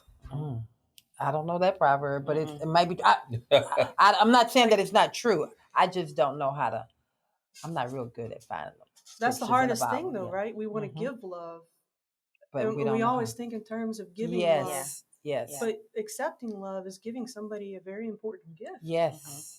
I'm gonna throw. Accepting love is very beneficial because when you don't accept love, you kind of, like you were saying, not living. Like you were saying, I was believe saying, you yeah. were saying that. It's almost not accepting emotions from outside of yourself. Well, because that goes back to that wall being there. So you're only taking in. It's almost like how can I explain this? It's like having a air conditioner and you close the vents on the air conditioner, but you're sitting on the outside saying, I'm hot, I'm hot, I'm hot. Nothing can get out because you got the vents closed. So in order to get something out, you got to open up the vents so something can come in and out. All right, open up the vents of life. Yeah. All right. How do you measure success, Jay? Oh, how do I measure success? That's a good question. That comes in many forms. That has changed for sure over the years. I think about, for me, what's important to me. As far as I still do New Year's resolutions right now, but it's more of like buckets. So it's like family, marriage, my career, my business, and then the community. And so those things, I'll set goals and say, okay, I want to do this with my family. Not even like, trips or anything, but like be intentional with my kids, date my husband, things like be vulnerable. Yes. That was one of my goals, be vulnerable with him. So I'll set goals in these categories. And then if I achieve them for the year, then to me, for my own personal, that's success for me. So it's aligned to the things that are my goals and what I want to achieve. But I'm very structured in that way. But I have had clients or people I know that struggle with that. So I think we all should just take to account what we feel like is be successful and make us feel whole and worthy and have joy. And those are the things I think you should use to determine success for your life. I like that. I really do. What's your thought on that? This is one I struggled with for a really long time. And I think I was definitely in the day camp for the last 2 decades. But over the last year or two, I've been studying more about people who survive and thrive in environments where absolutely everything's out of their control, like in a Holocaust camp. How do you measure success? Well, you can set goals, but they're not going to be meaningful goals because you can't control your day. You can't control what time you get up or what you eat or who you're with. So in situations like that, how do you define success in a way for yourself that you can achieve? And I like the word contentment better than happiness, right? Because happiness is an emotion. And contentment's a state. And states are achievable by something you do. Emotions you can't necessarily control or contribute to. Nope. I think the overarching thing should be is with the goal setting is to give yourself grace because things happen. How do you use your goals to build contentment? And I think that's what I try to point coaching clients to, right? Okay, you get this promotion. Okay, you own your own business and it's successful 20 years from now. What's going to keep you happy? What's going to keep you happy? Are you going to move on to something else? Are you going to do You something? have to move on to something Yeah. else. If you don't, it's again, you're not living. Mhm. If you're not growing, you're dead. That's you? life's a fatal Okay, disease. so We're all going there. so you just said something that I Everybody truly believe. Can you repeat that one more time? If you're not what? growing, you're dead. So you're supposed to always. One should always be. And hopefully you're always, this is where you can contribute to your life actively by shaping your growth and development toward contentment. So some people misconstrue contentment being, okay, I'm happy where I'm at, then I don't need to do anything else. What you're saying, because people tend to take contentment as, I'm good where I'm at, I'm content, so I'm just going to stay right here. You're talking about in. And you can do that for a period, successes. right? But eventually you're going to get bored. But again, some people take contentment. I'm good where I'm at, so I'm just going to stay where I'm at. Now, are they really good, or are they just have became so complacent I know, right? complacent that they are not even realizing that they stopped living, or are they just staying there because they don't want to do anything else? That's the crucial question, right? And only they can answer it. Are you here because you're really content, or because change is scary? Oh, Which one? oh. And if the answer is because change is scary, it's time to do some new goal setting. Yeah. But So, if it's, yeah, I'm truly content. I'm at a good place. I want to enjoy raising my children right now. The business is fine. I'm taking a time out to be present, to be fully present with the things that I have. But if you're that's here, okay. but if you're here, and I'm coming back at y'all, but if you're here and you're content, and you're saying you're content, but you're still not present, are you content? I don't think so. I think that's a key red flag, right? That's a red flag for yourself. I'm talking right? to the doctor. Yeah, I think So it's a red if flag I'm for here, yourself. What is contentment? What does this look like? Being content and not being present. What does that look like? I'll let they take that. I had to say it in my head so I can understand that too, because that was a complex statement that you just said. I was like, wait, what does that mean? It is I a lot. asked the Let's same question. unpack that. Give some What examples. is content and not being present? I'll break it down. Go ahead. Okay, You take so this. I'm content. I'm saying I'm content. I'm here. I'm good with just coming in from work, cooking the food, cleaning up, and getting in front of the TV. That sounds like my life. No. Oh yeah. However, family's around. I'm still over here in this chair. I'm uninvolved, or I don't want to engage with anyone else.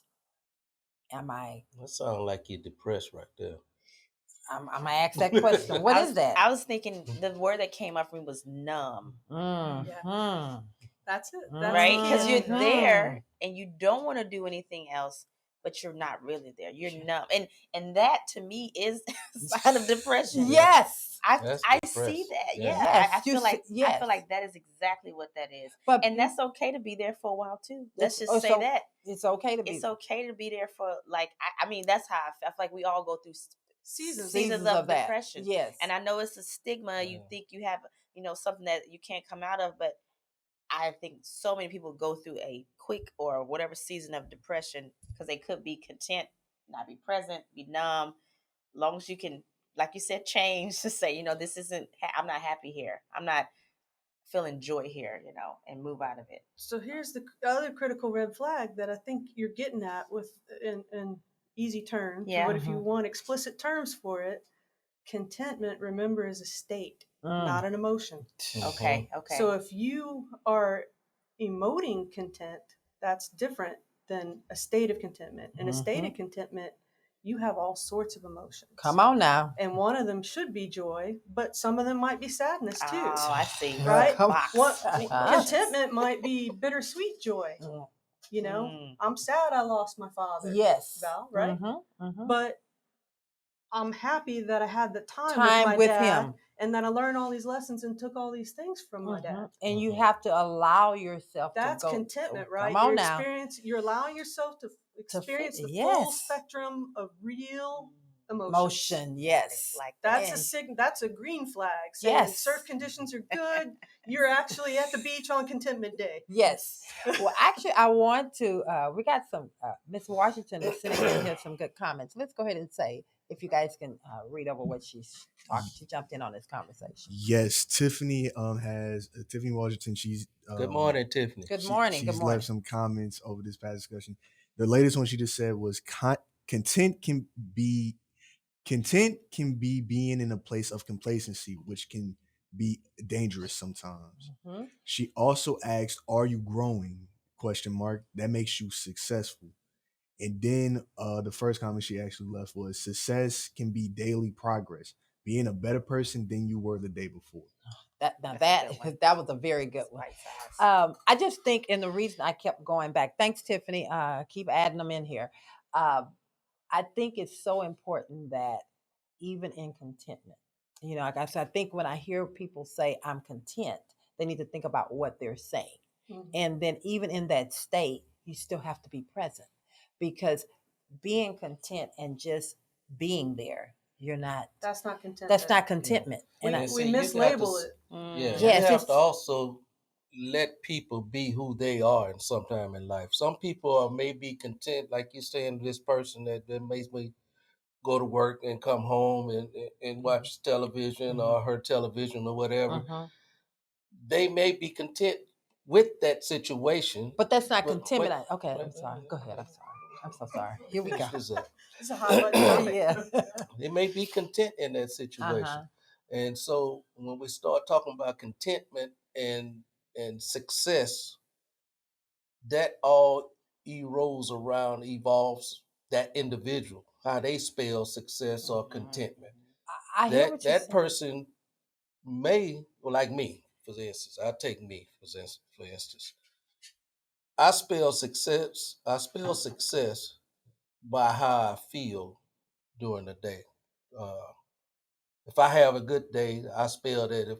If I leave the day without being depressed or mad or angry with someone, I paint that as success. I had a good day today. Okay. That's success for me. Okay. It's not about what I accomplished, because you're going to accomplish things every day. So I think that's the difference, whether you're accomplishing something or not. I want to challenge you on that too.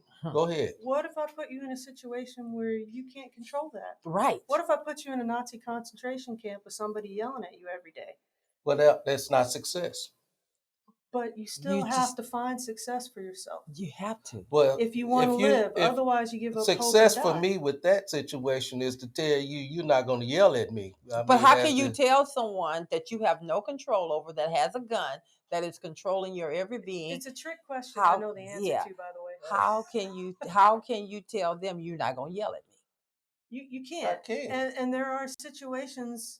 If you base your success only on your emotions, eventually you're going to fail and trap yourself in a hopeless corner.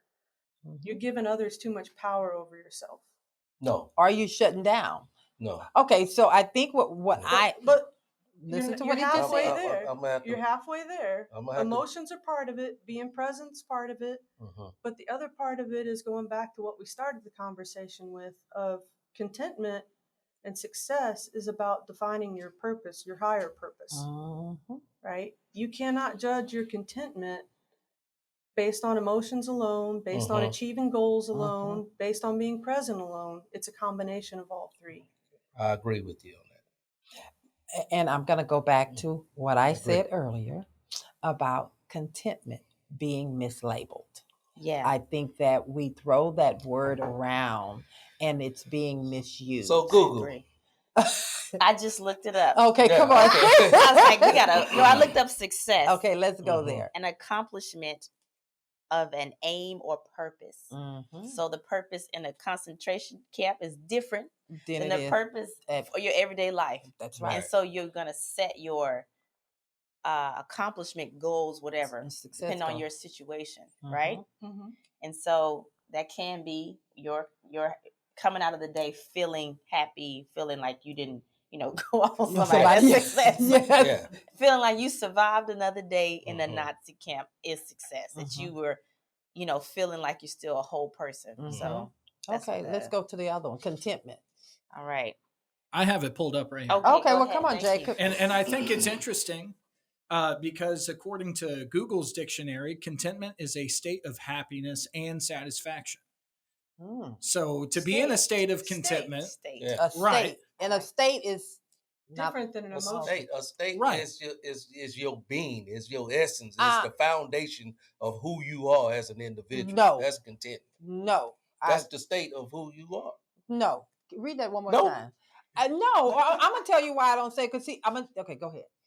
contentment, a state of happiness and satisfaction.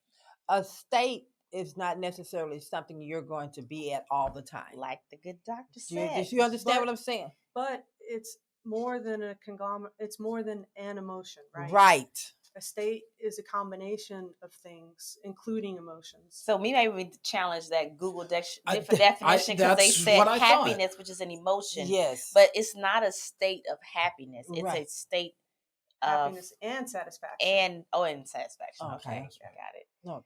Yeah, But yeah. so I think all of this. If we've taken this, So I think off I'm content then. No, you're not. I think at points you are. No, you're not. I got a nuclear test. For Okay, you. go ahead. Why I can't be, Especially- why I you can't said be you were content? happy No, you're not. Okay, go ahead, dog. So I ask this to everybody who tells me in coaching that they're content. Mm-hmm.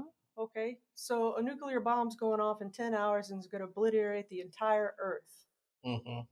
What would you do different? I would Would you be here right now doing this? I would like to think so. Then you're probably content. I would like to think That's so. the nuclear test. I'd like to. It's gonna be the love I and like- victory. right. when If we you go, ask brother. yourself that question, And I think- Doing and a I show think- by himself. When I think about that, I think about the Titanic. Oh God. That's And a- this thing was See? this ship was Titanic sinking. test. Yes, and the ship was sinking. People were jumping off, Panicking. just panicking. Mhm. And I think I like to think of myself as being the musician on the That was still That was playing. still that playing. kept playing the music. Okay. You're doomed anyway. What are you Yes, doing? The thing that's that right. you love. Right. Mhm. So Okay. If you're doing the thing that you love, Yeah. you're not going to change it if there's Okay. a nuclear bomb going off. Okay. Okay, that's okay. Okay, that's your contentment. Okay. Well, then you're content. Now, I agree with you 100%, but I'd still say that you have to be present because I'm gonna keep going back to well, I'm right sometimes. here. What you talking I'm about? not talking about you. We're talking about okay. other people. In general. I'm talking in general. I think that you cannot. Again, when we're having this conversation, we're trying to help someone, right? Yeah. So when we're thinking about contentment is not about just sitting in a place in a state of just being. You still have to be present. And I so, think, what does present look like to you? Well, How do you spell present? Yeah, I got a question for you because I know a lot of Buddhists who are in a state of being and are 100% present, well, I'll go back to but why they're just sitting there staring in the space. Yeah. With themselves. with themselves. But here's the thing: you have a room full of This is people. fine. You have people around you. You have loved ones. You have children. You have everything going on around you. You have coworkers. You're in a room, and you are there physically. And not engaged in anything? No emotions. No nothing is going on. Something wrong with that individual. That's exactly what I'm. And you. But what a person is stuck with. I'm content. I'm good. No, you're No, not that's good. not a content individual, though. When But- you're talking about somebody like that, and what I'm hearing you say, a person that's sitting there in a room full of people Mm-hmm. and not engaged with anything that's going on, just sitting there like No, that's not what I'm saying. You're being extreme. I'm Okay, saying you're sitting there in a room full of people. There is a family gathering going on. I'm just going to use a family gathering. There are a lot of people there. You're in the room. You're uninvolved, unengaged. I'm just going to sit over here and hope that no one comes and talk to me. All I want to do is look at this game. That's a mental illness, man. Not necessarily. I mean, this could be a lot of things, right? That's Okay, well, part of let's the talk problem about with it. the Mhm. analogy, right? It could be that you got a big thing going on at work, and right now you got to pay the bills. right? So you can't pay attention to what's going on in that exact moment around you because you're doing something critical to survival, right? That happens. It could also be you're depressed, you're in a season of sadness, right? But what you're more concerned about is when somebody does that and says they're content. Yes. They're not content. It's Just not because you content. say you're content Right. doesn't make it so, right? Right. That's a Right. case of you fooling yourself. And that's the biggest, thank you. That's the biggest concern that I have when we talk and throw the word content out, because people take hold to the word content and they say, well, it's okay for me to be in this state, that's when in not fact that's not contentment, though. healthy at all. That's the problem with it, right? Yeah. It's so misconstrued as an emotion and not a state that it's dangerous to use it, but we don't really have a better term for it. Right. Wow. Well, what does Google say? Hey guys, can y'all help us out there? Is there anyone out there listening? Is there a better word for content so we can stop throwing this word out? And I can give That's you a a good personal word. example that might help you guys think of something. Okay. You know, when I'm struggling to define contentment for myself as a state, it was really, again, with the ADHD, I need action or I'm not happy. I got to be doing something. So what does a state of contentment look like for a person who always needs to be doing something, right? Because that's not sitting on your laurels at any point in your life. So my example was, the answer came to me was, I think the purpose of my life, based on my faith, is to have an adventure and compassion. That's the reason I'm here on this earth. So contentment for me is when I look at, is this adding to my adventure and compassion? Yes. That's your purpose. That's your purpose. And that's part of the nuclear test, right? Would I still be here if I knew a nuclear bomb was going off in a few hours? Yeah, I mean, I want to see my family, but this is also adding to my adventure and compassion. And my family's going to benefit from that. Wow. So I need to be here.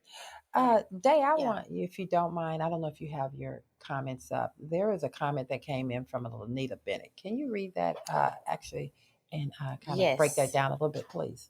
The last one, the most recent one? You could do the first one and then go to the second. Okay. Lanita is saying, you are saying Good morning, Lanita. Good morning, Lanita. You are saying being present, being actively present, engaged, not just present. So going back to the engaged. And also she says that you have parents that are present in the home, just there physically, but not actively present or engaged in the household. And it's almost selfish. Yes. Yes. Well, I'm going to disagree with the almost there and say you had it right when you said selfish. It's selfish. It is. And so that very good. Yeah. And it is, because just to be there. And I think sometimes what happens is people get so caught up in what makes them feel good that they don't think about how they're making the other person feel. So that was a very good comment. One thing I've kind of gathered just listening to everyone is being present is actually more of a mental activity. It's a mindset. It starts. It's an internal. It's an internal inside job first, right? Because if you say that you're being present and you're not, we're trying to make it, or content, we're trying to make that like a physical thing. Yes. When really it's a mental thing, because you're going to say, these are my adventure, compassion things. You're going to say, I am in a state of happiness and joy, and that once you have that defined mentally, or your mindset is clear on what contentment is and being present, then the physical, how you show up, is going to reflect that. That's what I think that we need to really drill down on. I mean, that is, wow. That's, can you say that one more time? Ooh, I'm going to tell you why, because this is something that I think is something that we need, Jacob, we need to make sure we get this as a reel, a replay. Okay. Because it's powerful. Can you repeat that? I will try to be more concise. Okay. Being content and being present is an inside job. It starts in the mind. It's a mindset and mental activity that's going to help you show up physically in a way that's a reflection of how you see contentment and present.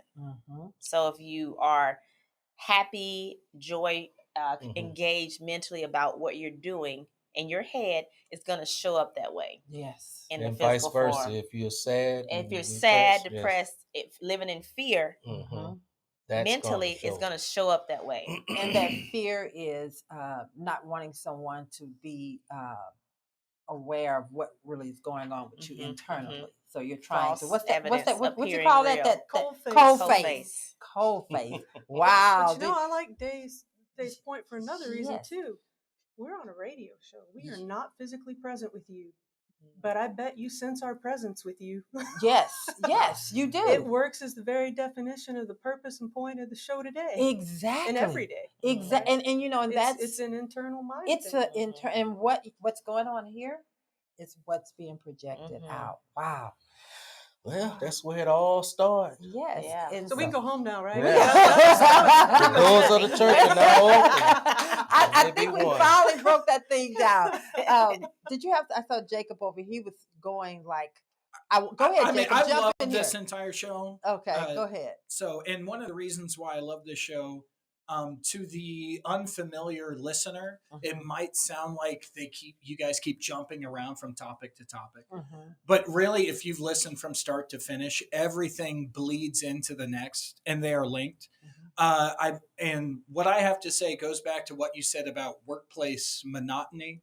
The people who aren't happy and content in their job, it's because they're doing the same thing every day.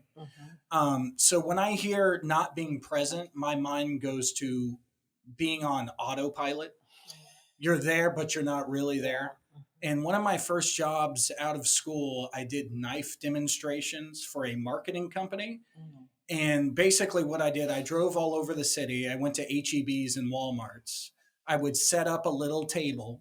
Cutco, essentially. I would lure people over with the promise of free stuff. And I would make them sit there. I'd make them sit there for 15 minutes while I cut into a hammer and a piece of wood, and then I sliced a tomato. And it's immediate results. It's not like any other job where you wait for like a quarterly review. You know immediately if you did good or bad. And I did bad way more than I did good. And it hurts so bad just to be rejected to my face that one of the ways that I cope with that was like, okay, I know this script word for word. I can do it in my sleep. I'm going to go on autopilot. I'm just going to do it. And I will do it from start to end. And they will react how they react. I'm not even going to be here. I may sell, I may not, but I'm not going to let myself feel the rejection. And so while I was there, I was cutting in then hammers and knives pieces of wood. Yeah. I wasn't present. Wow. Was I? Wow. Which is pretty scary. And I have the that goes back to the conversation. Lacerations. Wait, come back. I promise you. See how sharp it is? So for you, Dave, yes, you said you sold the same knife. Did you have the same experience? I didn't go to grocery stores. So how did you sell yours, darling? I didn't sell to the church members. You sold them to your friends and family? You one of those people, because we had church members. I did it for about a month. Oh, that's God. all it lasted for me. And I barely sold anything. But it was fun because I got to like talk to people and like I like sales. So that was kind of my thing. But it wasn't successful at all. They are good knives, though. I know. They were. Yeah. They were good knives. Well, it's so funny that we're taking Jacob. That was a great. Kobe, you had anything to say on that? He pretty much. He said it. Wait, he was talking about selling knives and not being present, you said? Yes. On autopilot. Autopilot, yes. How, though? Just not even looking at people's faces. And by the way, when you start treating so every show, we called them shows. Yes. You may be saying the same things, but everyone has a different mood. You're talking to different people. Right, correct. You can say the exact same thing 10 times a day, and each one could have a different result. So for me to act like it's the same thing for 8 hours with no change was such a huge mistake. Like I had an opportunity to tweak it slightly and connect with the people who came to see what I had to show. And you really did. And I didn't. So you didn't really sell many knives then? No. I mean, people would leave because I removed myself from the equation. I kind of made myself inhuman. Right. You didn't So have any it made it okay. compassion or passion. It made it okay for them to treat me subhuman. And right? there you go. See, that was right there. And that's what happens. I'm going back to contentment. That's what happens when you sit in this place. Because what ends up happening, you're sitting in this state, you're not present, you're not involved, you're not engaged. So people will tend to walk past you. They're going to say, well, that's just what he does, just Uncle Pete over there. You understand? That's just Uncle Pete over there. That's just who he is. And then eventually you feel so detached. You're just, and nobody really. So let me ask you something, Sure. because you're really on this contentment thing here. So, so how does that make you feel when someone else, it's not you that you I think that Miss is Bennett content, said right? it. She said it best. She said, No, I'm talking about you though, because you keep talking about okay, this contentment thing. Miss Bennett said, you have parents that are present in the home, that physically is there, but not actively present, engaged in the household. It's almost selfish. So it makes the person that wants this individual to be a part of, it makes that person feel bad, as if you don't care, as if you don't care enough about them, as she's saying about the parent. It makes that child feel as if their feelings, them being a part of this, is unimportant because you're in a selfish state. So I guess I want to make sure I'm driving home. We're coming into the holidays. And so I think and it shows up even more so, I think. I want to drive home how we make other people feel, and this contentment thing just drives me crazy. But anyway. I got a great story that relates to that. And I want to point out first, there's a famous saying in clinical psychology that depression is a selfish disease. And it's considered a selfish disease because you can't see outside yourself when you're depressed. And you can't dig out of your hole until you see outside yourself. And I think that speaks to what a lot of your examples, right? Somebody sitting alone on a counter or corner, not interacting, going on autopilot, defense mechanism, right? But the counter to that is those two things I mentioned before. Like, what if you had gamified that sales pitch? And start throwing the knives around? No. And say, how many different reactions, extreme reactions, can I generate in my customers today? Wow. And taking a tally of that for yourself. How much more exciting would that job have been?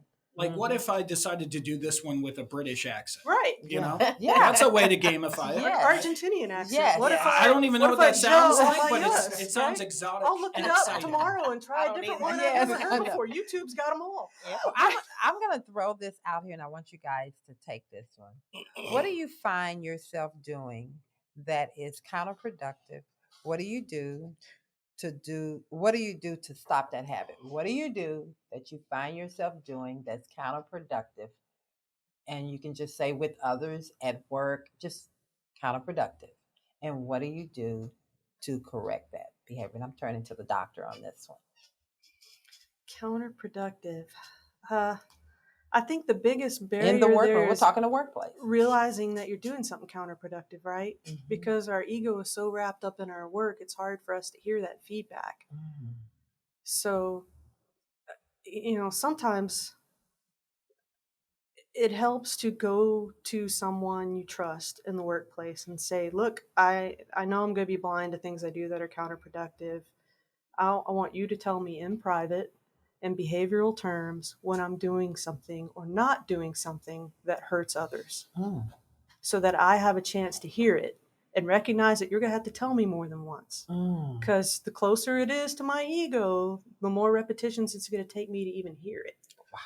Okay, that's good. Yeah. What's your thought on that? So when you said counterproductive, my mind immediately went to the aimless scrolling on social media. Oh my God. Okay, so this is, especially during COVID, I got in a habit where I would just scroll, and just laugh and have a good time, but it would take up so much time. So I would delete the app on my phone, or I would,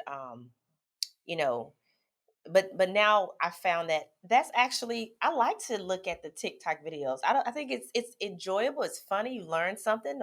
So now what I do to have a balance, I will, if I know I'm going to do that, I have some free time, I set a timer. Mhm. So it doesn't monopolize too much time. That's really but I good. still get the enjoyment because I like You TikTok. like TikTok. Okay. To see it. I'll do that.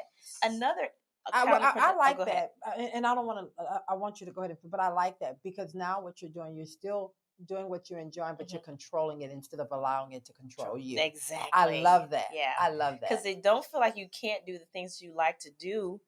Because it's productive to me because I'm finding joy, I'm laughing, I'm getting good ideas, I'm relating to people, but it shouldn't take up your whole day. Like you got to get up and do what you need to do for the day, you know. So, but you're control. I love that. Yeah. Okay, keep going. I'm sorry. And also, I was thinking from another perspective, something that's counterproductive is complaining or self like pitying yourself.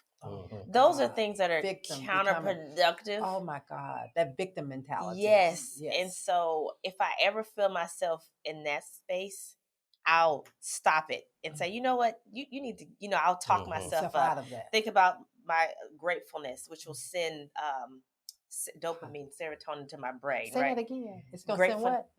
What is it going to send to my brain? Dopamine and serotonin. Okay. If you do that, it'll send like the good emotions. If you think about gratefulness, to wipe out the negative. Yeah, that's a little emotional intelligence trick that I do. Wow. Daily gratitude. Daily It's gratitude. Old psychology trick too. Yeah, is that right, doctor? Okay, yes. Yeah. So because we do have power to change our thoughts, our feelings. We have the power to do that. Yeah. I want to say that's our primary power. Yeah. That's the superpower God given. Right. And I think sometimes we lay it down more often than not because we're actually absolutely I don't know, do you become just so self-absorbed in you controlling everything or I mean, you get what I'm saying, that you kind of sit down the very thing that helps to keep you on that. Well, in the subject of what were we talking about here? I forgot.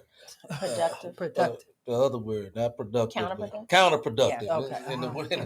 Counterproductive. And counterproductive, I think is very counterproductive to try when you're constantly trying to get someone else to change who they are and they're not receptive to being changed. That's very counterproductive in my aspect of living. When you're trying to get someone to understand you and they want to be understood versus trying to hear anything you say in life. I think that's counterproductive. It can be. I get what you're saying. I think you're wasting your time, in other words. But I need a doctor. Come on, doctor. Said something that just sent me rolling for a decade. Control is an illusion. It's an illusion we all like to maintain. And I was like, wait, control's an illusion? So I can never have control over anything? Yeah, control's an illusion. Yeah. You can never have control over anything. Not even yourself? Well, that's where I was thrown, right? For a decade. I'm like, but I control. And then I'm like, wait, I can't control one thing. What I think, right? That's pretty much a given. That's in my power. That's my superpower. I can control what I think. But I lose sight of reality and get depressed when I stop trying to control me and my thoughts, and to your point, try to control how others behave, or try to control the outcome. So when I set my goals based on an outcome rather than a growth principle, that's when I'm counterproductive, right? When I say my goal is to achieve this promotion, that's a counterproductive goal, because even if you achieve that promotion, what do you got? What now? What's next, huh? You enjoyed that for all of 15 seconds after you got that email saying you were promoted. And you spent how many years working on that? That's counterproductive, right? That's cutting your own foot off. But the goal becomes, the productive goal then becomes your own behavior and thoughts, right? Maybe I control my behavior so that it's possible that I achieve that promotion. But by controlling that behavior, I'm likely to achieve a hell of a lot more than that promotion. Should you set, I'm just questioning, should you set goals to say, I want the promotion so that I can feel ... would that make it a No, growth because progression? feelings are transient. Okay. Right. So you would set the goal of, well, what skills do I need to develop? What challenges do I need to be able to overcome to do that job? Okay. So whether or not I achieve that promotion, I can achieve those skills and I can shape my thinking to positively pursue those skills and things. Mm-hmm. And then say the company closes down and I don't get that promotion. That outcome was totally out of my control. That would have tanked my goal if my goal was to achieve a promotion. My goal was to achieve the skills and the mindset and the capability. Now I can go get that job somewhere else at another company that's still open. Okay, I'm going back to contentment. No. I'm hearing all that y'all say, but y'all tried to get me off track here. I'm going back to contentment, and I agree with you on that. But contentment again, and I think that when people like to say, "Oh, you just need to accept where a person's at." If I see my daughter sitting, and are you a mother? Are you a mother? Okay, your mother. Mm-hmm. These could be my sons, your father. If I see my child sitting, not being present, if you see your child not being present, day in and day out, whatever, and whenever there's people around, are you just gonna keep saying that's just who she is? She's comfortable there being that person, or are you going to? What would you do? Is that contentment? Is that what is that? What does that look like? I don't know if that's contentment, but but you're talking about for the individual or for you yourself? What I did was I took that out of I put that in the hands of a parent now. Mm-hmm. You understand? Because see, as long as we look at things and we make it about us, then we can be defensive. We can't see it. But when we take it and we put it into a mother or a father or a parent or something like that, it's more, you can kind of open your eyes and see it a little more, just like Lanita responded back about her selfish parent. So I'm going to ask you guys, can you help me with that? If I think this, and Dave, you probably had this experience too. The single hardest thing I had to learn was not to impose my will and my thoughts about my children's potential on them. Right? Mm-hmm. I control those thoughts. I cannot control their behavior or their outcome. I can model behavior. I can shape. I can talk honestly about it. I can ask them questions that help them figure out what they want honestly and realistically. So somebody said something to me, I think 3 or 4 days ago, and they called it uncontrolling love. I'm not talking. Y'all gonna drive me crazy with that. I'm talking about contentment. No. It's the same. This is what I'm driving at. So when I try to judge someone else's contentment, I can't. But is it contentment when they're sitting there? And I think this is where we have to be really careful, Doctor. Or contentment of the parent or the child? Is it contentment of the child, or it could be if a human being, if they're just sitting and they're not present. If they're not present, then no, because presence is a part of the state of contentment that we talked about, right? So do you let your child just sit there?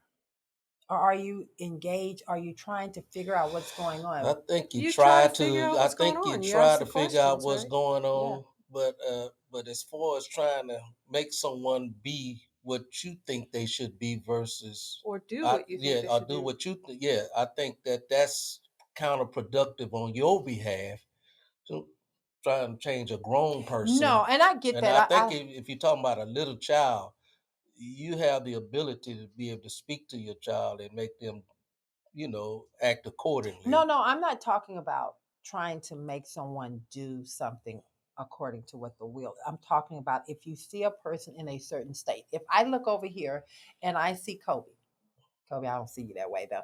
But if I see Kobe over here, he's at work. Mm-hmm. And he is not engaging with other people. Mm-hmm. He comes in and day out. He is completely when he first started, he was somewhat engaged. Mm-hmm. As time went on, he's just withdrawing. Yeah, he's going through something. He's withdrawing. Do I sit there and act like I don't see it, or do I? You say something. Yeah, you say something. So again, there's nothing wrong with saying something, but especially if you ask an open-ended Yeah. question. So, right, this is why what most psychologists learn, right? Therapy is not a psychologist telling you what to do. Right. Right? Therapy is a psychologist holding up a mirror so that you can question yourself safely and securely with a guide on the side. It's the same thing with raising a child, so to speak, right? I was going to say that Yes. guiding them. Yes. That is your job, is to guide them. Yeah, to ask the right ask the questions, right questions. to ask good questions. And good Yeah. parents ask great questions. They ask them in a language their child can understand. They ask them open-ended without trying to control the words that are said back to them. They help children realize that controlling the outcome is an illusion. And they have to control their own behaviors and their thoughts. And that also can be used over on adults. Oh, you can do the same thing with an adult. So as an adult person that I see, if I saw you that way, I shouldn't be trying to put over my feelings on you. I should be saying, hey, what's going on with you? You know, I haven't noticed. Are you okay? Yeah. You know, I have that example when I'm working with clients in the organizing space, trying to change behaviors that they've had or disassociate with things they've had in their lives forever. Like organizing my closet. Yes. And like I do ask, how do you feel about this?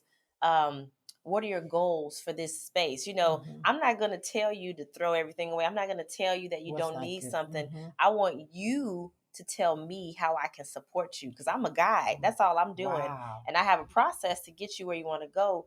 But I feel like that's how you, I guess, change the contentment of adults is that you serve as the guide to hold up the mirror, asking the questions so that they can make decisions and you just support them. Because you, like a psychologist, you have the skill set to get them to the other side or to get them to their end goal, right? And in a way, like, in a way, right? Can't control the outcome. You can't control the outcome, but if they're trying to come out of depression or this is a way you can help them to be able to do that. If I'm trying to get them, if they say they want to be organized, let me help you with that. So I feel like that's how you change. You gotta have the skill set to also be able to convey over what you're trying to accomplish. You know, I think without this is the great proper knowledge and skill set, you're a gonna ask the communication wrong. skill. You're gonna ask the wrong questions. And but you don't always know. So but everybody can kind of learn a few things that make great questions, no matter what environment you're in or what your purpose is. Good questions are open-ended. They're meaning they're not yes or no questions. They're how or why or what are you feeling. Good questions are not leading. Oh, I see you sitting on the couch playing a video game. Are you depressed? That's a lousy question as a parent. That's a yes or no question. Yeah. And you also have to have a certain level of compassion. Yes. When you dealing with people outside of yourself. Yes. Without Absolutely. compassion, they're gonna feel that attack. Yes.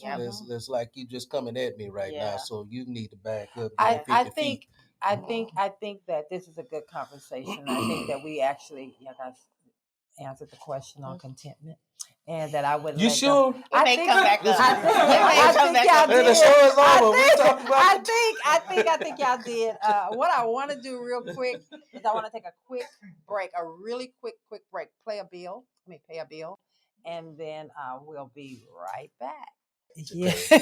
Well, the show is keeping up the pace, and when you're keeping up the pace, you are faced with a lot of different things. There are times you have to be content.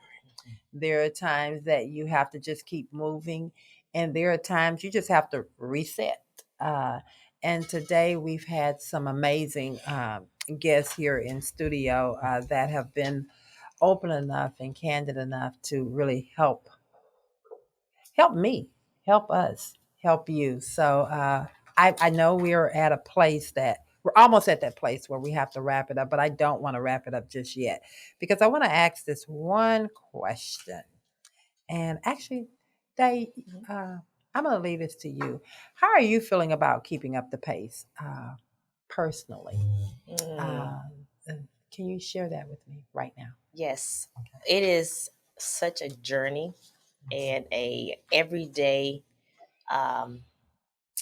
activity. I don't want to say challenge, but everyday activity for keeping up the pace because I am balancing so many things, off balance on purpose. Mm-hmm. There's some things I'm doing more one day, less of the next day, based on my priorities.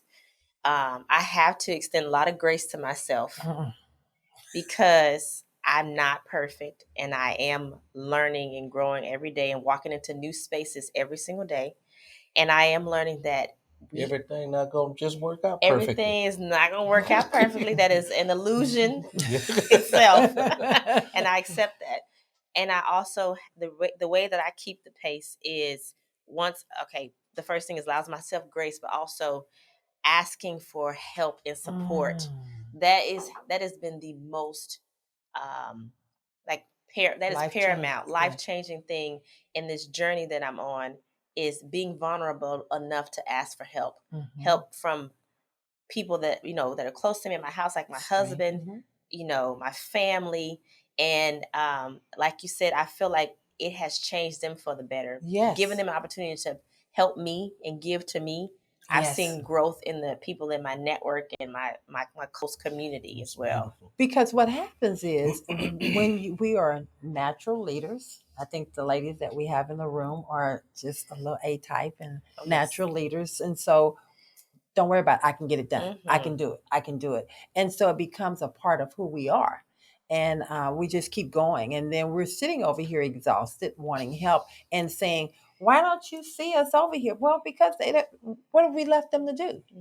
And so I think it has been life-changing for our relationship that I now say, I need help. And he now, and I receive, and he see me now where I don't have to always say it. Like when I walk in the house, and he probably knows that the day has been a packed day. And when I walk in, I see he already got the stove going.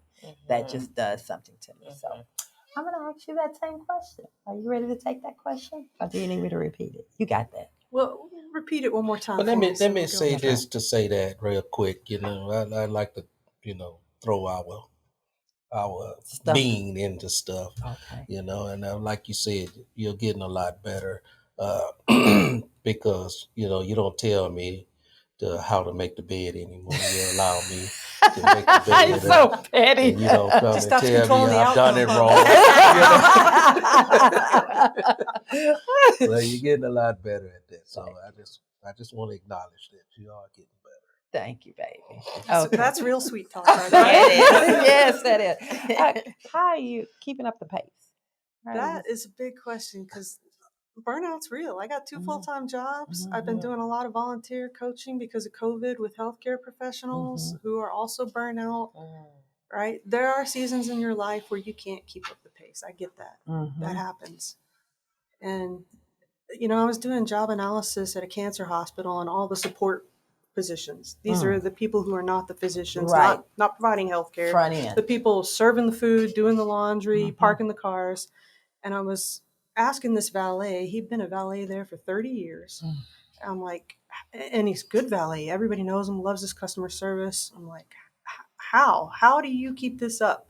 It's monotonous. It's boring. Your wife died. I know there's stuff going on with you. And you come to smile every day with work. And he pulled a little piece of paper out of his pocket in his shirt. And he gave it to me. And, I got to go park car. You read that and you'll understand why. And I opened it up and it was a letter from a patient whose husband had died. And she was thanking that valet for holding the door for her on her way out of the hospital the day of her husband's death, because she was going home to commit suicide because she felt unseen, unheard, and pointless in life. And he held the door open for her. He saw her and he smiled at her. Wow. Wow. Whew. Changed her mind, huh?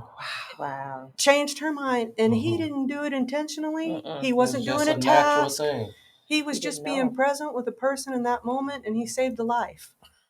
Yeah. And I think that's what I often forget, right? In my busy type A overachieving, do everything for everybody, help one person, right?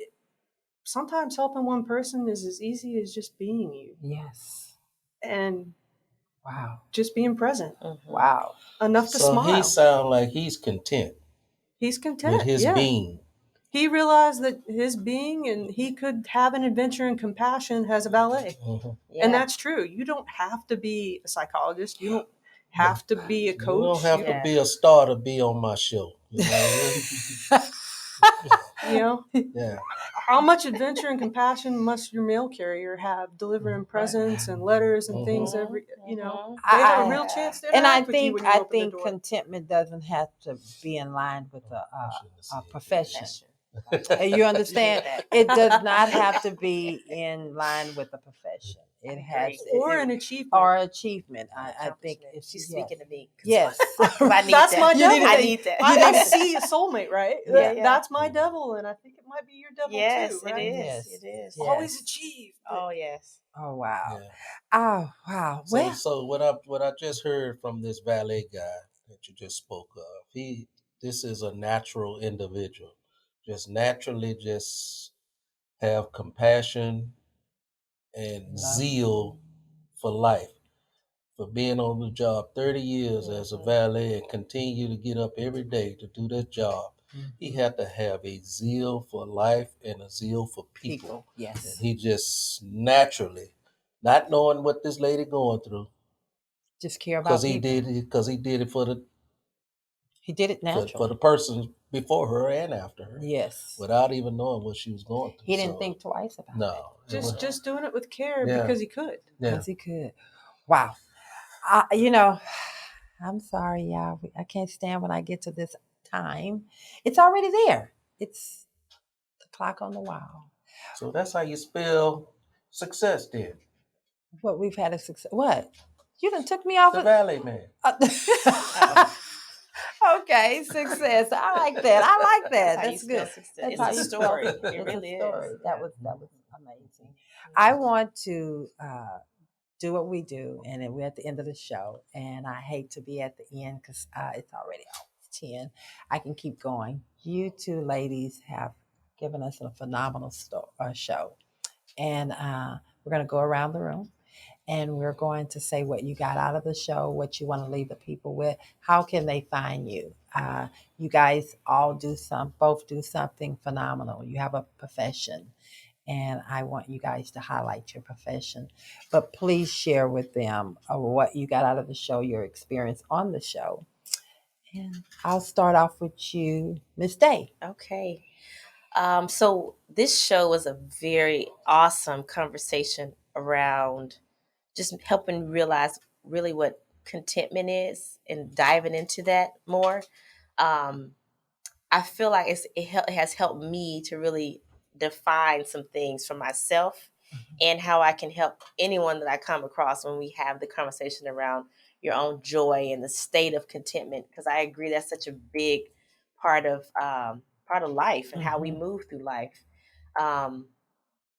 And I think one thing that stood out was just the state of it for me, like realizing that the emotions we experience are all grouped together and be in the being of who we are. And I know we talked about keeping the pace.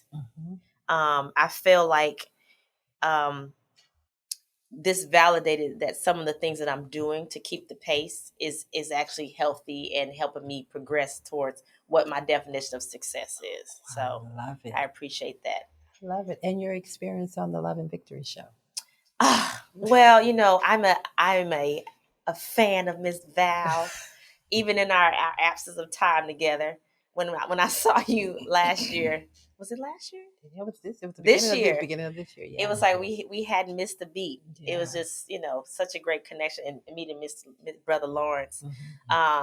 I love the message. I love the conversation. They're so candid, like y'all said. Whatever we feel like we want to say, we say it. Yes. And the dynamic of the guest and how the experiences we have is very rich. And you have a great, great platform here. And I hope to continue to support you and do whatever I can to make sure that the word gets out about what y'all got going on at the Love and Victory. Well, thank you. Yes. You'll be back. Don't worry. Yes. And I'm going to turn over to the doctor. Sometimes you have to just let the doctor speak.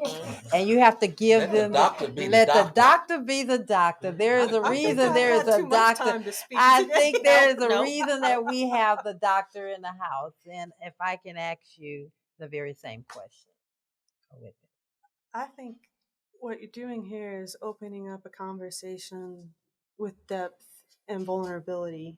And that is critical to everybody today, especially after all we've been through in the last 3 to 5 years as a society. And I thank you from the depths of my heart for keeping it going, right? It's a light. Wow. Thank you for keeping the light on. Wow. Thank you. Thank you. How can they find you? And Dave, we got to come back because you didn't tell the people how to find you. Your profession, what you do, and how can they connect to you if they want to come and use your services? I'm an industrial organizational psychologist. I do work coaching anytime you want to go after a promotion or change jobs or change careers, that kind of thing.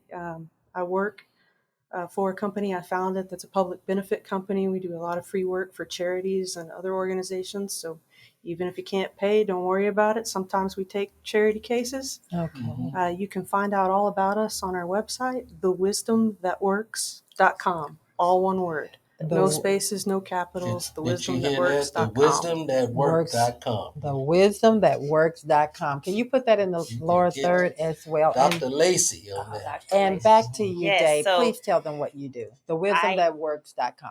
I am the productivity coach that organizes. And if you feel like you're not being and living your full potential, if you feel like that is a reflection of the clutter that's keeping you from being present and productive and purposeful, I do offer coaching and hands-on guidance to. Hard to hear you. I do offer coaching and hands-on guidance to helping you overcome that. And the best way to connect with me is easy. You can just text the word simple to 66866. Wow. And you'll get a prompt on your text messages to put your email address in, and you'll automatically be included in the Simplicity community where we can connect and have a conversation. And hopefully I can support you on your journey to being more present, productive, and purposeful. Wow. You have something coming. You have an event coming up. do. Could you please share that with I them? have 2 events coming up. Yes. Next week in the Houston area, I will be participating in the Viral Networking Conference. Speaking of interdependence and how we all connect with one another, this conference is going to help you connect with so many like-minded people who are on a journey as well to be more present, productive, and purposeful and successful. You can find out more at the viralnetworkingconference.com. And then in January, I'm hosting my own event called the Wow Factor, focused on work, organization, and wellness.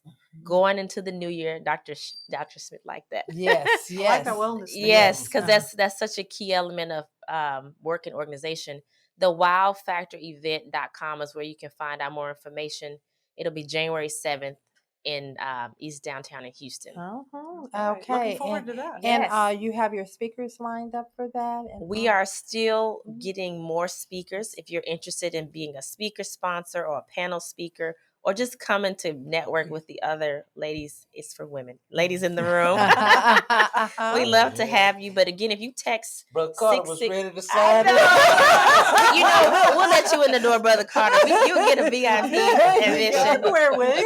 Yeah, of course. We need you in the building. Yes. But if you text that simple to 66866, you'll be on the list to get all the information if you need reminders. So just do that, and I'm happy to connect with everybody. All righty. And Brother Carter, what did you get out of this show?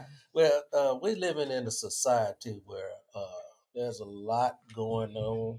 People are anxious. People are depressed. People are just going through and coming through, and it's just a lot going on. And thank God for shows like this, where you get to get on the air and speak to people about all the different things that are going on in their lives, and to help them to let them know that they're not by themselves, and you know that you can achieve, you can accomplish throughout life. So I just want to just say thank you, man. Thank you for your vision. God has given you a vision with the Love and Victory Show. With Val, everything is Val, so, we just want to continue doing the great works that God has placed into your heart and your mind. Well, I want to say to our esteemed guests again. Thank y'all so much. Thank you. This will not be the last time. I know that both of you all are bringing and doing some amazing things out there. You guys are changing lives as well, and you're touching lives. To you, Day, I'm so honored that you accepted this invitation to be here. I'm so honored that you have respected and cared about me over the years in this thing called this professional thing. And to you, Doc, I know that you, as a provider, you don't just hook yourself up with just anybody. So I know you did your research before you decided to say yes. And so I'm sure it was something about the Love and Victory show that made you say yes. I thank you for that. You didn't know me personally, but something about what you saw out there said I wanted to be a part. So I truly, truly, truly appreciate you, and you'll be back on. Amen. And if there's anything I could ever do for you, return the favor, just call me. I mean it, and to you today. And to my bad team over here. Once again, you guys have given us an awesome show. Abigail, your team did well. Thank you, Jacob. Thank you, Kobe. And what would you like to leave the guests with real quick from your experience on the show? Today, I was reminded of how great a joy serving others can be, and how the smallest form of generosity can make a big impact. All righty That's then. good. All righty. And Kobe? I learned a lot today, especially about being content. And No pun intended, right? Being content or not content. Are you content? How do you feel content? No, we're not gonna go there. Okay. But today was a really good show, and got a lot of good insight from a lot of good people in here. So it was a really good show today. I enjoyed it, and also happy birthday, Abigail, too, as well. So. Yes, and again, it's her birthday, and you can find us on LV with Val YouTube every Saturday morning from 7 a.m. We are streaming live, and on all social media platforms. LV with Val. Until everybody turns. One more thing before we leave, I want you guys to put in your caption there. Philippians chapter 4, verse 4 through 9. It's something to live by. So Okay, then 4 through 9. What is it to live by? Philippians chapter 4, verses 4 through 9. Oh, that's okay. Stop being so anxious. Be anxious for nothing. Okay. But in everything, through prayer and supplication, with thanksgiving in your heart, make your requests be known unto God. All righty then. That's a word. And if everybody can turn to the camera and tell them bye-bye, and we're out next Saturday. Bye-bye.